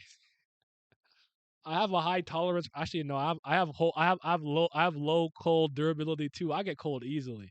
It's not even that cold today, and I have my robe on. But all things considered, I don't have a lot of body fat. I have at most when I'm slacking a bit, 11%. Last time I checked, which was maybe a month ago, my body percent is 9. So I just get cold easily. Like I'll see people playing in the water and they're good, and I'm in the water like this. Like shit, my teeth are clattering. I'm freezing. So yeah, humidity is actually insane. Humidity, it's warm, but humidity doesn't compare to Texas. That's why I like islands. Islands are hot, but they're not humid to me. Like Jamaica was hot, but not humid. The breeze was nice. The air wasn't thick and heavy. Cuba, the same. Are those the hottest places I've been to? Florida, Cuba, and Jamaica. Where else have I been? Detroit, Chicago, New York. I've been to a lot of provinces in Canada. I've been all around Canada. Hmm. Yeah. Yeah, man. It'd be hot. It'd be hot in the places. It'd be hot. I want to go to. I want to go to. Hawaii tickets are cheap. Am I a bastard if I go to Hawaii after what happened? They're cheap right now. I can go to Hawaii tomorrow. Round trip was like not that bad. I hope they're good over there. I think it's Lahaina. I think. I hope they're good though. I hope they're good. I want to go to Hawaii. I've never been there. Oh, I think the next places I want to go is to Hawaii, Philippines. I do want to go to Japan someday. I do want to go to Europe though. I want to go to Europe. And I could go to France. 'Cause I speak French. I'll be fine. But like, if I go to like Germany or anywhere else, I'm lost immediately. But this is the 1 year so far that I didn't really get a chance to actually leave the country since because since 2015 I'd been good at going at least one place every year, like outside of Canada. Usually it's the U.S., but outside of Canada. But the pandemic doesn't count because that was out of my control. And Trudeau was like, "You can't fucking leave, bitch." I'm like, "But I'm vaccinated. Stay your ass home." I'm like, "All right." Um, yeah. This year I haven't. I should just went to DreamCon though. I should just went. Just because I knew my ex was going and we weren't really on talking terms and stuff, so I just wasn't in the mood to deal with all the headaches. So that's kind of one of the reasons why I didn't go, because me and my ex were in a fight and things were weird, and I know she was gonna be there. So yeah, but I should just fucking went and just went with you and came with you guys. But when you guys decide whatever it is you're doing next year, let me know. Let me know. I would prefer y'all to not go to DreamCon again. Do something else. Go to like Dragon Con or something cool, or I don't know, Eden Con. But yeah. You need you in Dubai in the middle of the summer. I'd love to go to Dubai. Dubai and let me make sure my geography is correct. Um, because y'all know I'm Zoro. Is it is Budapest in Hungary? I want to go to Budapest. They have this one like system there that I'm very impressed by if it's true. I haven't actually done my own research on it. I've only heard this but from secondhand sources, so take it with a grain of salt. But I like how they promote family in that place. I want to go to Otacon. That's why I'm telling them not to go to DreamCon again. Because I'm going to Otacon with Simi and Pat. And they go to DreamCon again. It's around the same time. I can't go to both. So if like all the YouTube guys and Brago and Bao and Glam and stuff, something different at a different time of the year, I can probably come. But if it's DreamCon, I can't come again. I missed the chapter reaction. Would you like the chapter? Oh yeah, this is a One Piece stream. Yes, I liked it. I liked it. I liked it. Um. What the fuck happened again? Shit. I like the Sakazuki. Sorry, Sakazuki and Akainu. And Akainu is crazy. Let's try again. Take two. Action. I like the Sakazuki and Kuma stuff. That was pretty cool. He seems to love to melt people's heads. I like how he kind of was indifferent towards the celestial dragons, yelling at them, but I'd melt them niggas. I'm trying to figure out where Kuma is trying to go because Kuma came to the Marijua to Rampage. I like that we're starting to get a little bit more of insight into Kizaru's like personality and how he thinks and how he moves, and maybe we can get a justice for him. I think we've been learning a lot about how he ticks a little bit, and all things considered, I thought what he did against Snake Man was impressive. He blocked all the hits, and Snake Man's supposed to be hard to read, and he was blocking all them hits. He took the James Harden step back, and then just accelerated and kicked him through the fucking machine into the barrier that explodes. So I like that. I feel pretty vindicated so far. I knew this was going to be an easy fight for Luffy. I'm not sure why a lot of people in the community thought this was a like extremely easy battle for him. And I liked seeing the Bonnie flashback when Sakazuki talking to Bonnie when she was tied up from Blackbeard and shit like that. And that was cool. Just to see what happens next week. The questions I was asking were things like, do you think if Vegapunk will survive or will one survive? Will it be like York or something? And I think that a lot more has to go down for this to be considered the egghead incident. So we'll see. But yeah, the chapter was cool though. I liked it. Yeah, yes, sir. I'm trying to meet y'all three. Let's get it. Nah, this is a Gintama stream now. All right, December though. That's my Christmas gift to y'all.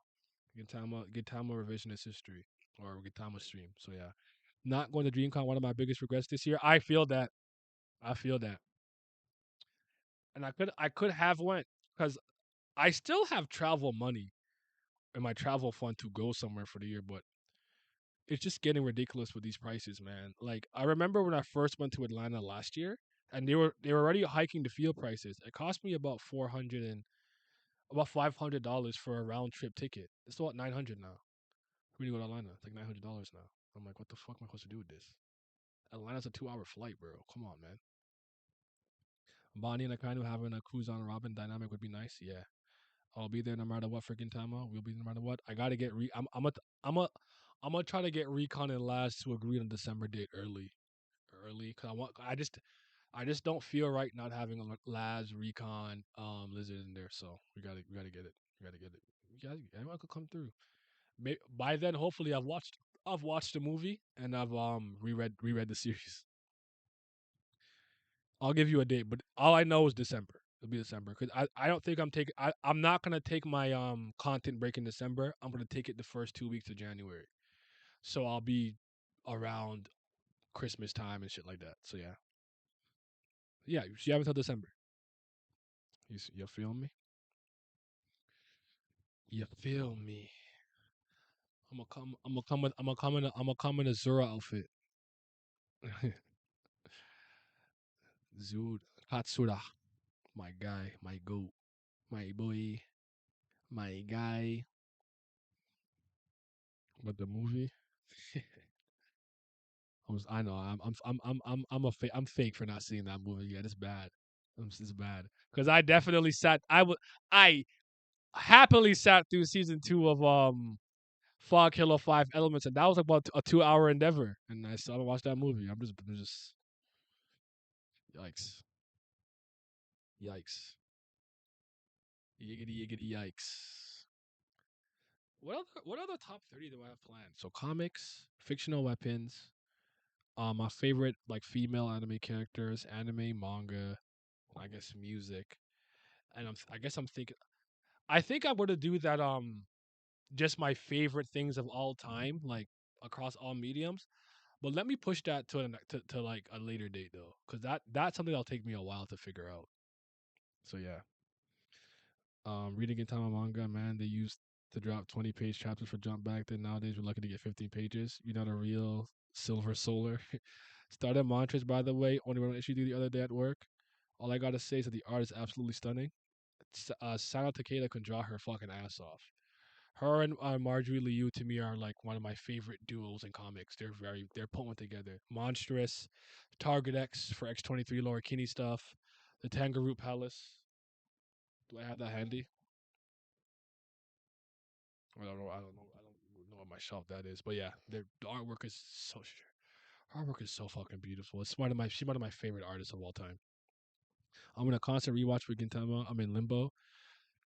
I'm the type of person people are like, Naya, you should watch this, you should watch that, you should watch this, and I go, should I watch Bubblegum Crisis for the 856th time? I think I will.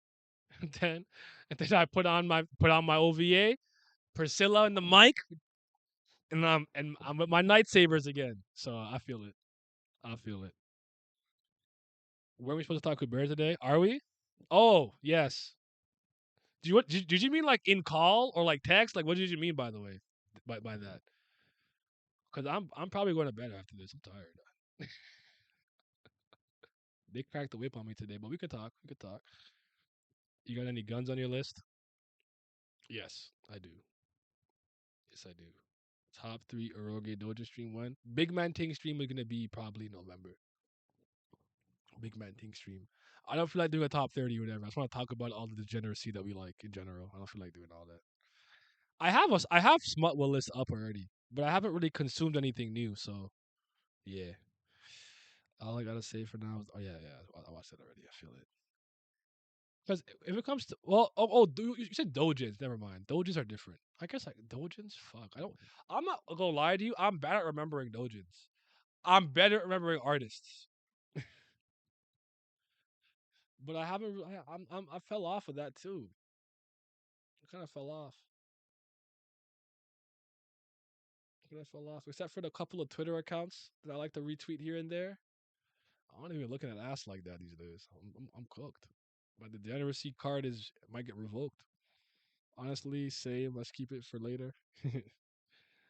Nah, but it would be a wallet for the top 30 Dojin list on deck. It would be. I have some artists in mind, but other than that, but even the artists, I have half the time I have to rack my brain to remember and have Google help me by correcting me. So, so yeah, but yeah, VC cause typing words to kick my ass. All right, I got you. I got you. Um, okay, okay, all right, Sam. We'll save it for later. Just we'll get a good day in time. I'll probably record it secretly because anytime we talk about Kubera, that's content. when Glad was catching up, it's actually hilarious because if you look at that video when Glad was catching up, you see me making the graphic as we're talking, and we obviously have an intro. I just started recording it, and I'm like, you recorded this? I'm like, that's content, my nigga. I need that. I'll be struggling. I hate editing now, and now when I sit down to edit, I'll be like, fuck, I don't want to do this. So yeah, he said that's nah. I'll tell you though. I'll tell you, but yeah. It's a very good. It's one of my favorite things to talk about these days, though. I really like talking about Kubera. It's really fun. It's just one of the it's just like the one series where like the audience knows more than I do, so I rely on the chat. The chat be corrected me and course correct and steering me in the right direction when I'm off the beaten path. So I would say a visual novel list, but I haven't played enough to make a top 30 maybe. I don't when I say list, I don't think it has to be 30. Like I could do top 10s, top 20s, top 15s. I probably played about 36 visual novels, like 36 to 40, so I could make one. It wouldn't be too hard for me. But obviously, you're gonna get a bunch of Ace Attorney games in the franchise: Danganronpa, Zero Escape, Somnium Files, Steins Gate, and stuff like that. House of Fata Morgana. I don't like literature Doki Doki Literature Club. What else? What else? Yeah, stuff like that. You make the top 15. You can do 15 then. That's fine. I'm not. I can dabble. I can dabble with that. That stream yesterday was really fun. It was just I just couldn't believe I streamed for almost 7 hours doing that. But my longest stream is 8 hours for Tears of the Kingdom. Um, the first day that I played it in the Great Sky Island, it took me about 8 hours to get off the island and finish the prologue and stuff like that. But yeah, Bomb Rush Cyberpunk, the Miles Morales Spider-Man DLC are the two things I know I'm playing for sure next on stream. I think I do want to play Born of Bread on stream though. So when Born of Bread comes out, I'll let you guys know. Um, did they Bao, I don't know if you're still here. Did they say? I think I did see it. Did they say that Super Mario Wonder would be online co-op? Because that'd be dope to play if we like do like if some of us do like a simul like stream at the same time when we're all playing the same game on the same screen for Mario or Sonic or something, like me, you, Townsy or something. That'd be fucking dope. I gotta figure that out though. I gotta get my I need to get my technological skills up. That's my problem right now. I don't know how to do nothing. Like I'm trying to figure out how to get Vince's camera on OBS without having to like stream through Zoom or something like that so I can make his box smaller and fit it and make a thing for our kick stuff for our YPTV. But by the way, I actually posted our videos on Rumble. I have to figure out how to use Rumble. Rumble be fucking blowing me. And Kit too. Kit? Green Twitch too. Like I'm like, bro, this is so there's so much overlap, but it's so different. On Green Twitch, you can't even download your VOD off of I have to use a fucking third party shit and use J downloader to get the fucking VOD on my thing. So yeah. Should I do what an old follower did and email you Al and Ashley chapter so you don't forget?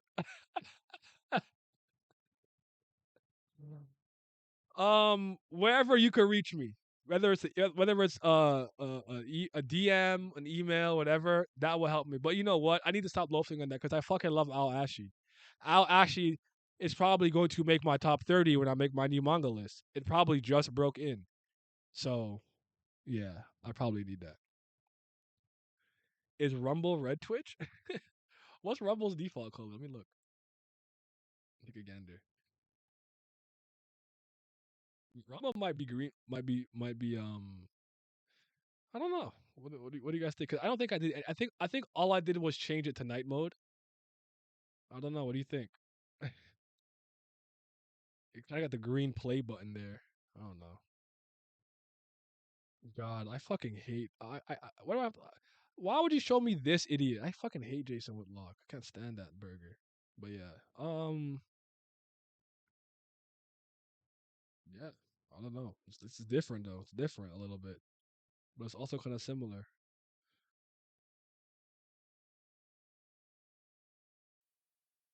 Yeah, these are our videos right now. We got these here. I have to actually like get a proper thing for us. This is just a placeholder.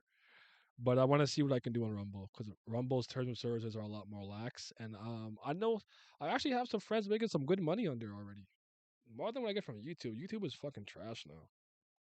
So yeah, that's green YouTube. Green YouTube.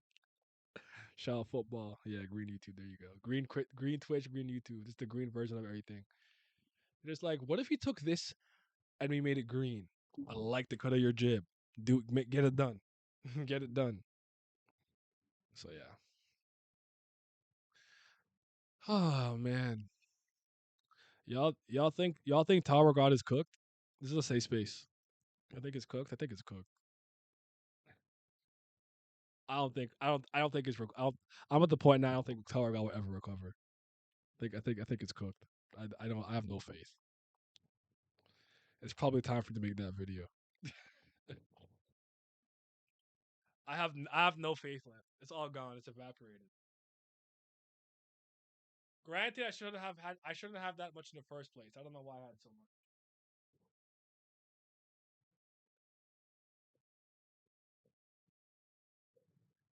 As someone who never reviewed you, yes. Yeah, he needed you as an editor. Yeah, it's Jover. It's Jover. I still have some faith in One Piece though. I do. It's not all gone yet. But like I said, you gotta earn the stripes every week. There's no blind faith, unconditional love. You get judged accordingly every week to week. What's happening with My Hero? Is it still all my stuff? Actually, I think I read that. There's no going back to what it was in season one or and first half of season two. I wasn't there for the TOG stream, but Yam was a fucking bum. Yeah, yeah, that was bad. That was pathetic, dude. Oh god. I actually enjoyed making that last video I made though. Where I talked about the chapter and then I put some memes in there. So yeah. I never thought we'd be here with this series. What the fuck was about? Why did I open my browser up? What was I gonna look at? Totally forgot. Is it OP faith or just self gaslighting? I actually do think that like this it hasn't completely fallen off a cliff yet. I do believe that. The question really is, do I have faith that he won't end up falling off the cliff or not? But it remains to be seen. There's still enough things and characters that I care about. Like right now, you could obviously tell if I care about One Piece right now because Kizaru's involved. So we'll just see what they do with my favorite characters, and then I'll keep it pushing. All my stuff switched over to Twinkly Guy and Invisible Girl. Oh, never mind then. I don't care no more. Oh, that's what I was gonna look up. I was look up. Let me see what's happening in Juju ba doo doo ba dee bee da boo da ba da da bee. Kaisen. Oh, it's just there's no chapter this week. This is 7 days ago. Did I see this already? A second Black Flash. Oh, yeah, I watched this already. This is where Gojo fake won, right? Yeah, yeah, yeah. It's so funny. I read the shit out of context. I just skim too. I don't even reading the words. I just skim it and go, oh, okay, they fine. I have no idea what's actually going on in that series. Oh yeah, it's the fucking. Well, the invisible bitch is naked. Is naked though. Okay, she naked.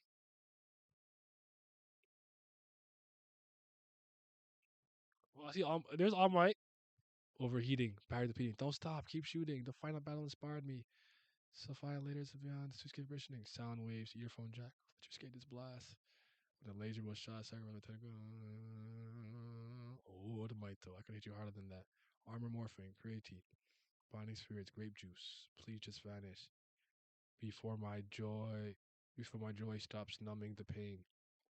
Who's a skinny guy? Who knows? I'm not too versed in this hero thing. What'll happen if he wins and if he loses? They're fighting in a faraway country. It will affect our lives. I see. Oh, there's somebody watching closely, like being inspired by All Might's thing over here in a different country. Interesting. I told you, tools cannot surpass their limits. His body is shining. You rugrat. Aren't you supposed to be smiling, my dear friend? Something happened. I can't move. We all bleed the same red blood. Take him down. Oh, Stain. Not bad. I have no context for this either. I'll be reading shit out of context. I have no idea what's going on. I don't care. The worst part is when he looked at Bam when Bam destroyed the barrier. Yama looked like a damsel in distress. Yeah, he did. He's getting pretty involved with the live action stuff. Hope it doesn't affect the manga. Wait, who is? Who is? The sad thing is when I decided to drop Oda brought back Garp and I folded that manga still got me by the balls. I understand. I feel that. I've never pretended that I'm gonna drop One Piece. That's why I don't. That's why I just read it. I'd read it here and there, but I never thought. Oh yeah, yeah.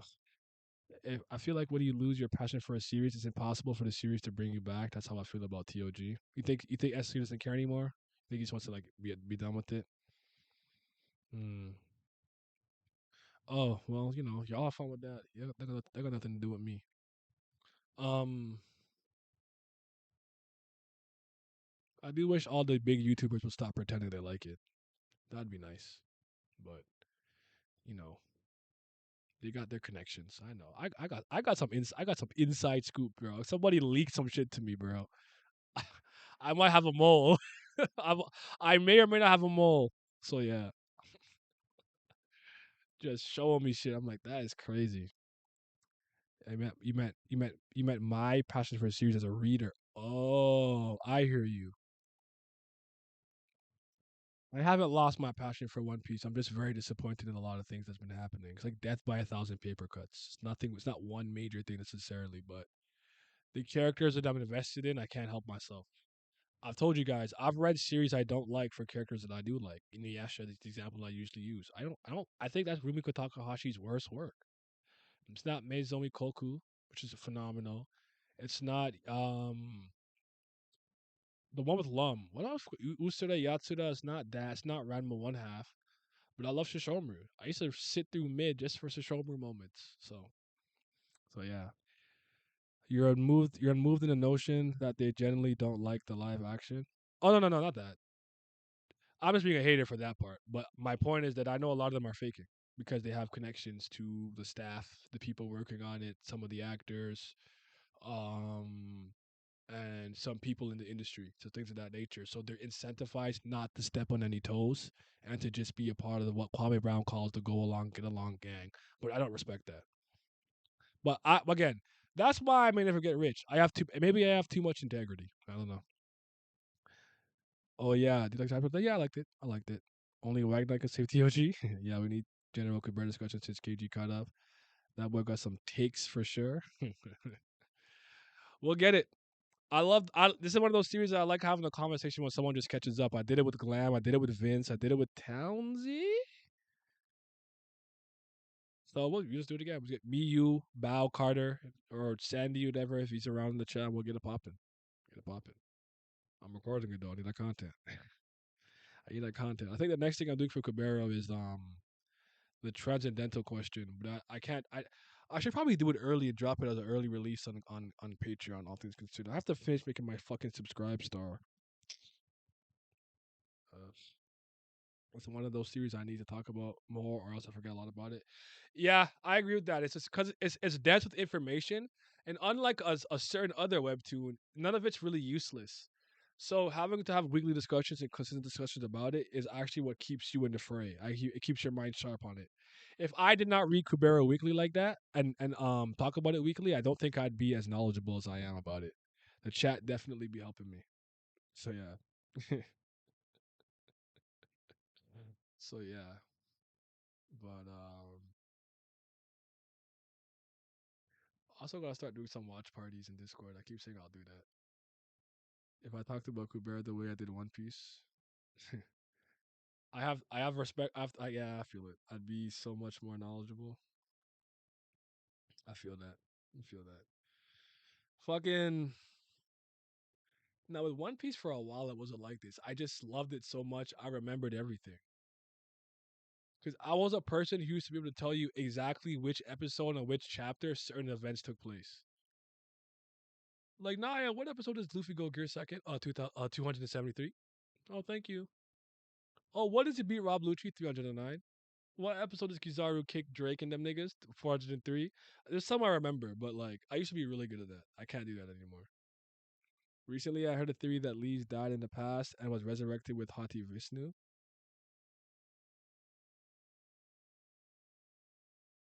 Hmm. I don't buy it. Not yet. Not yet. I don't think she died yet, personally. But that's interesting. Kubera power scaling debates. Glam does want to do a power scaling tier list, which could be fun. So it might be time. Des Vitra low diff. I'll be forgetting things, and Glenn will just know off the top. But yeah, but see, y'all have done something that I haven't had the luxury of doing, which is a reread with the foreknowledge you have. I did try Kubera once in like 2015 and got to like the end of season 1 and fell off ish or whatever it was. But I need to reread it. I just don't have enough hours in the day. I need a shadow clone, bro. I need a shadow clone. Like Tilda's Kanara situation completely slipped my mind, even though I guess that one isn't in your face. Yeah. You also may be more depressed, reliving all the all the pain like Anata. There's that too. You said that because of what Claude told her about like dying young. We're going to introduce sweat power scaling to Cabero. Stop! Not the sweat power scaling. One Piece fans are a special breed of retarded. Sometimes I swear to God. Taksaka mid dips Garuda though. I like Taksaka. They're just a special breed of retarded. Like I just can't believe like even to this day sometimes they catch me off guard with how stupid they are. Like what is going on? Like what? He looks more scared here than here, therefore I don't know. I don't know, man. I'm just black, bro. I'm just a black nigga. That's all I am. Rago's chat was blowing me back on his live reaction.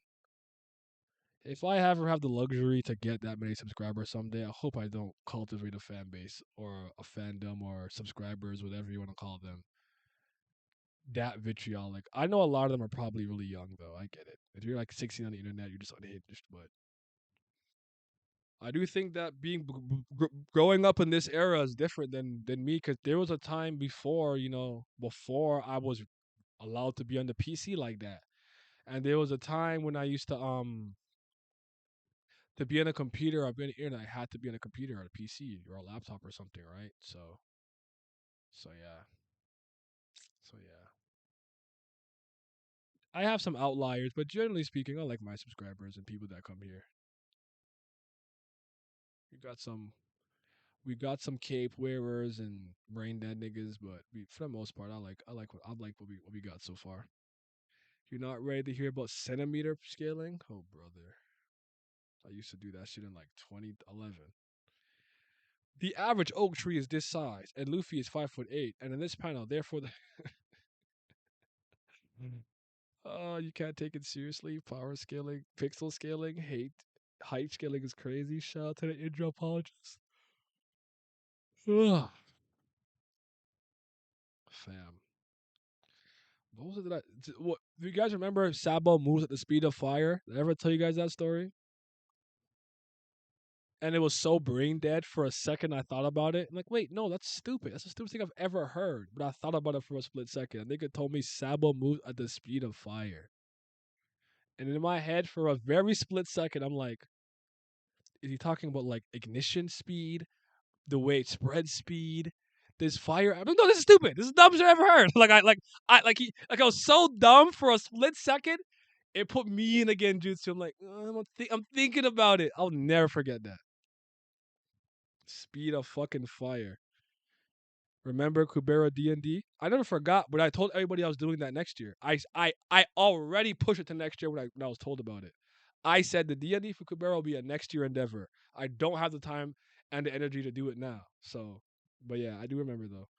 I actually have a bunch of stuff written down here in here. I've started. Just it's gonna take me a while because I want to write it properly. I take writing seriously, and I know I'm a good writer. I'm gonna make a guess. Nah, they said Shanks over Mihawk because Oda made him a centimeter taller. That's hilarious. Speed of fire. Speed of fire is fucking crazy, man. Toph move at the speed of Earth. She Earth speeds, bruh. Yo, I move at the speed of water. Come up out the water like a baby dolphin. How many people can be wrapped in Yuta's scarf at one time? How many people can he wrap his dick around? Six. Six. Six at max. Six high ball, low ball four. He got the big Utah, huh?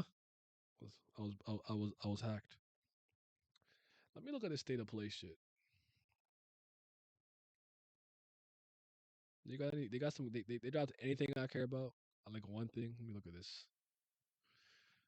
I love not watching the live stream, so I can look at the trailers they post later.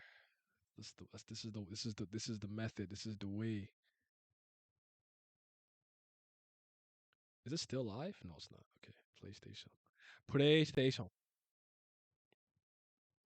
Destiny 2, don't care. Spider-Man 2 Digital Deluxe trailer. Whatever. Final Fantasy something Rebirth of 7, don't care. What's Foam Masters? Don't care. Honkai Star Rail, don't care. Tales of Arise, don't care. Deep Earth Collection PS5, don't care. Ghost Runner 2, don't care. Helldivers, don't care. Ghostbusters, don't care. Avatar, don't care. Resident Evil 4 DLC. I'm not playing the DLC, man. I'm done with the game. Ghostbusters again. Yeah, there's nothing here I care about. They have Gear Fifth in Pirate Warriors 4. I didn't know that. It's funny. It's kind of funny. Let me see it. Let me see this.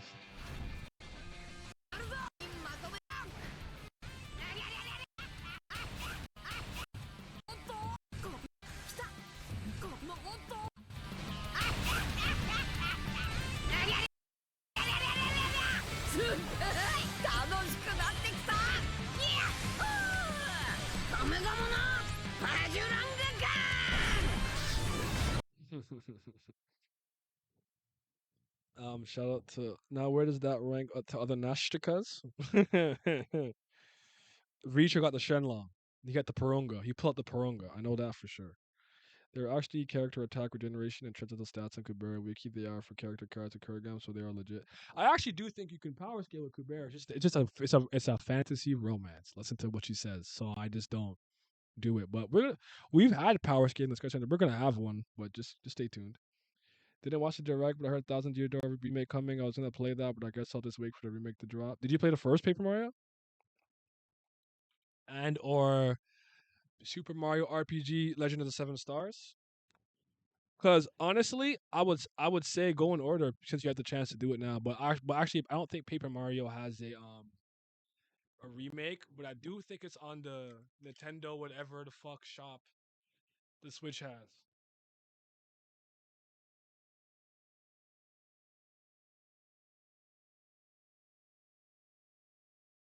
Um, Paper Mario, Thousand Year Door, and they're direct sequels to one another. Legend of the Seven Stars is the first Mario RPG ever made, and the timed hits is what evolved into what are called action commands later on in the Paper Mario series. So I just think for sake of linearity and whatnot, I'd go in order. That's basically what I'm saying. Legend of the Seven Stars comes out in November. The Thousand Year Door remake comes out next year. I'm just saying you have an opportunity to go in order. You don't have to. I'm not going to force you to do it. You're a free man. I'm just saying you can go in order. But I definitely pay the first Paper Mario before Paper Mario 2 though. If you want to skip the Mario RPG, you can. But I like that game a lot. I could always emulate. I'm not worried about that. That's true. That's true. Yeah. But yeah, the Paper Mario trailer didn't move me. I don't dislike how it looks necessarily.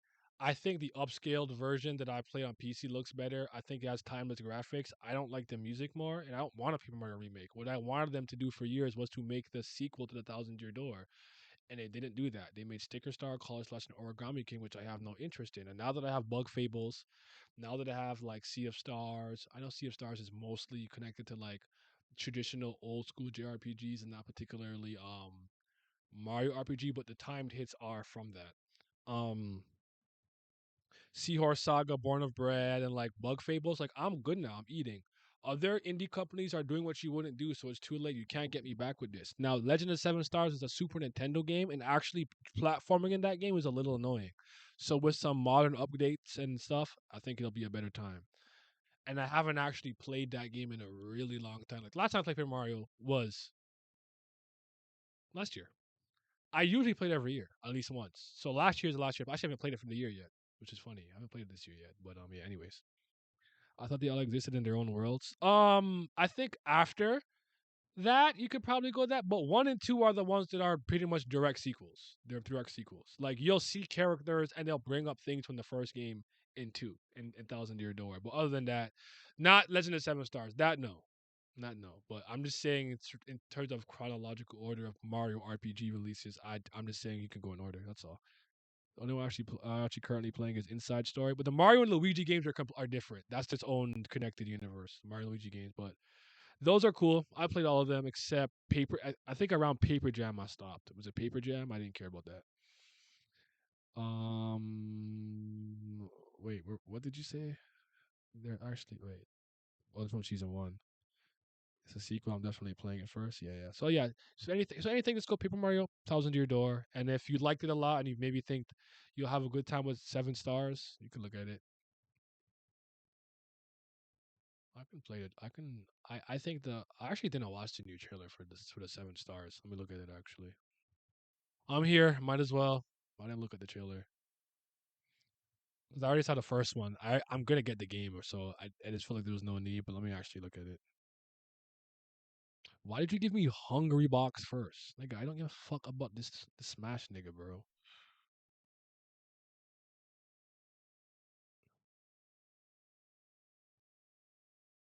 Eastward Octopia is interested, but it looks like the DLC is just like a Stardew Valley upgrade, so I don't know if I care.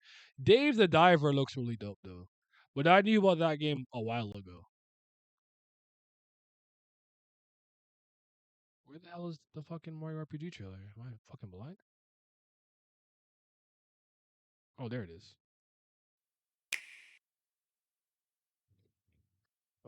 Did you read the Fate visual novels before watching the anime? Oh, me? Um,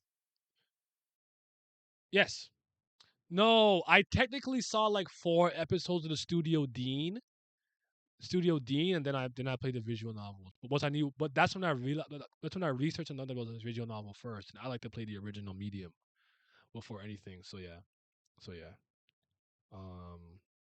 Anyways, let me take a gander because I know for this one they're changing and adding stuff. I can already tell because those team special things and whatever, and that 1 meter down there. So we'll see what they're cooking up.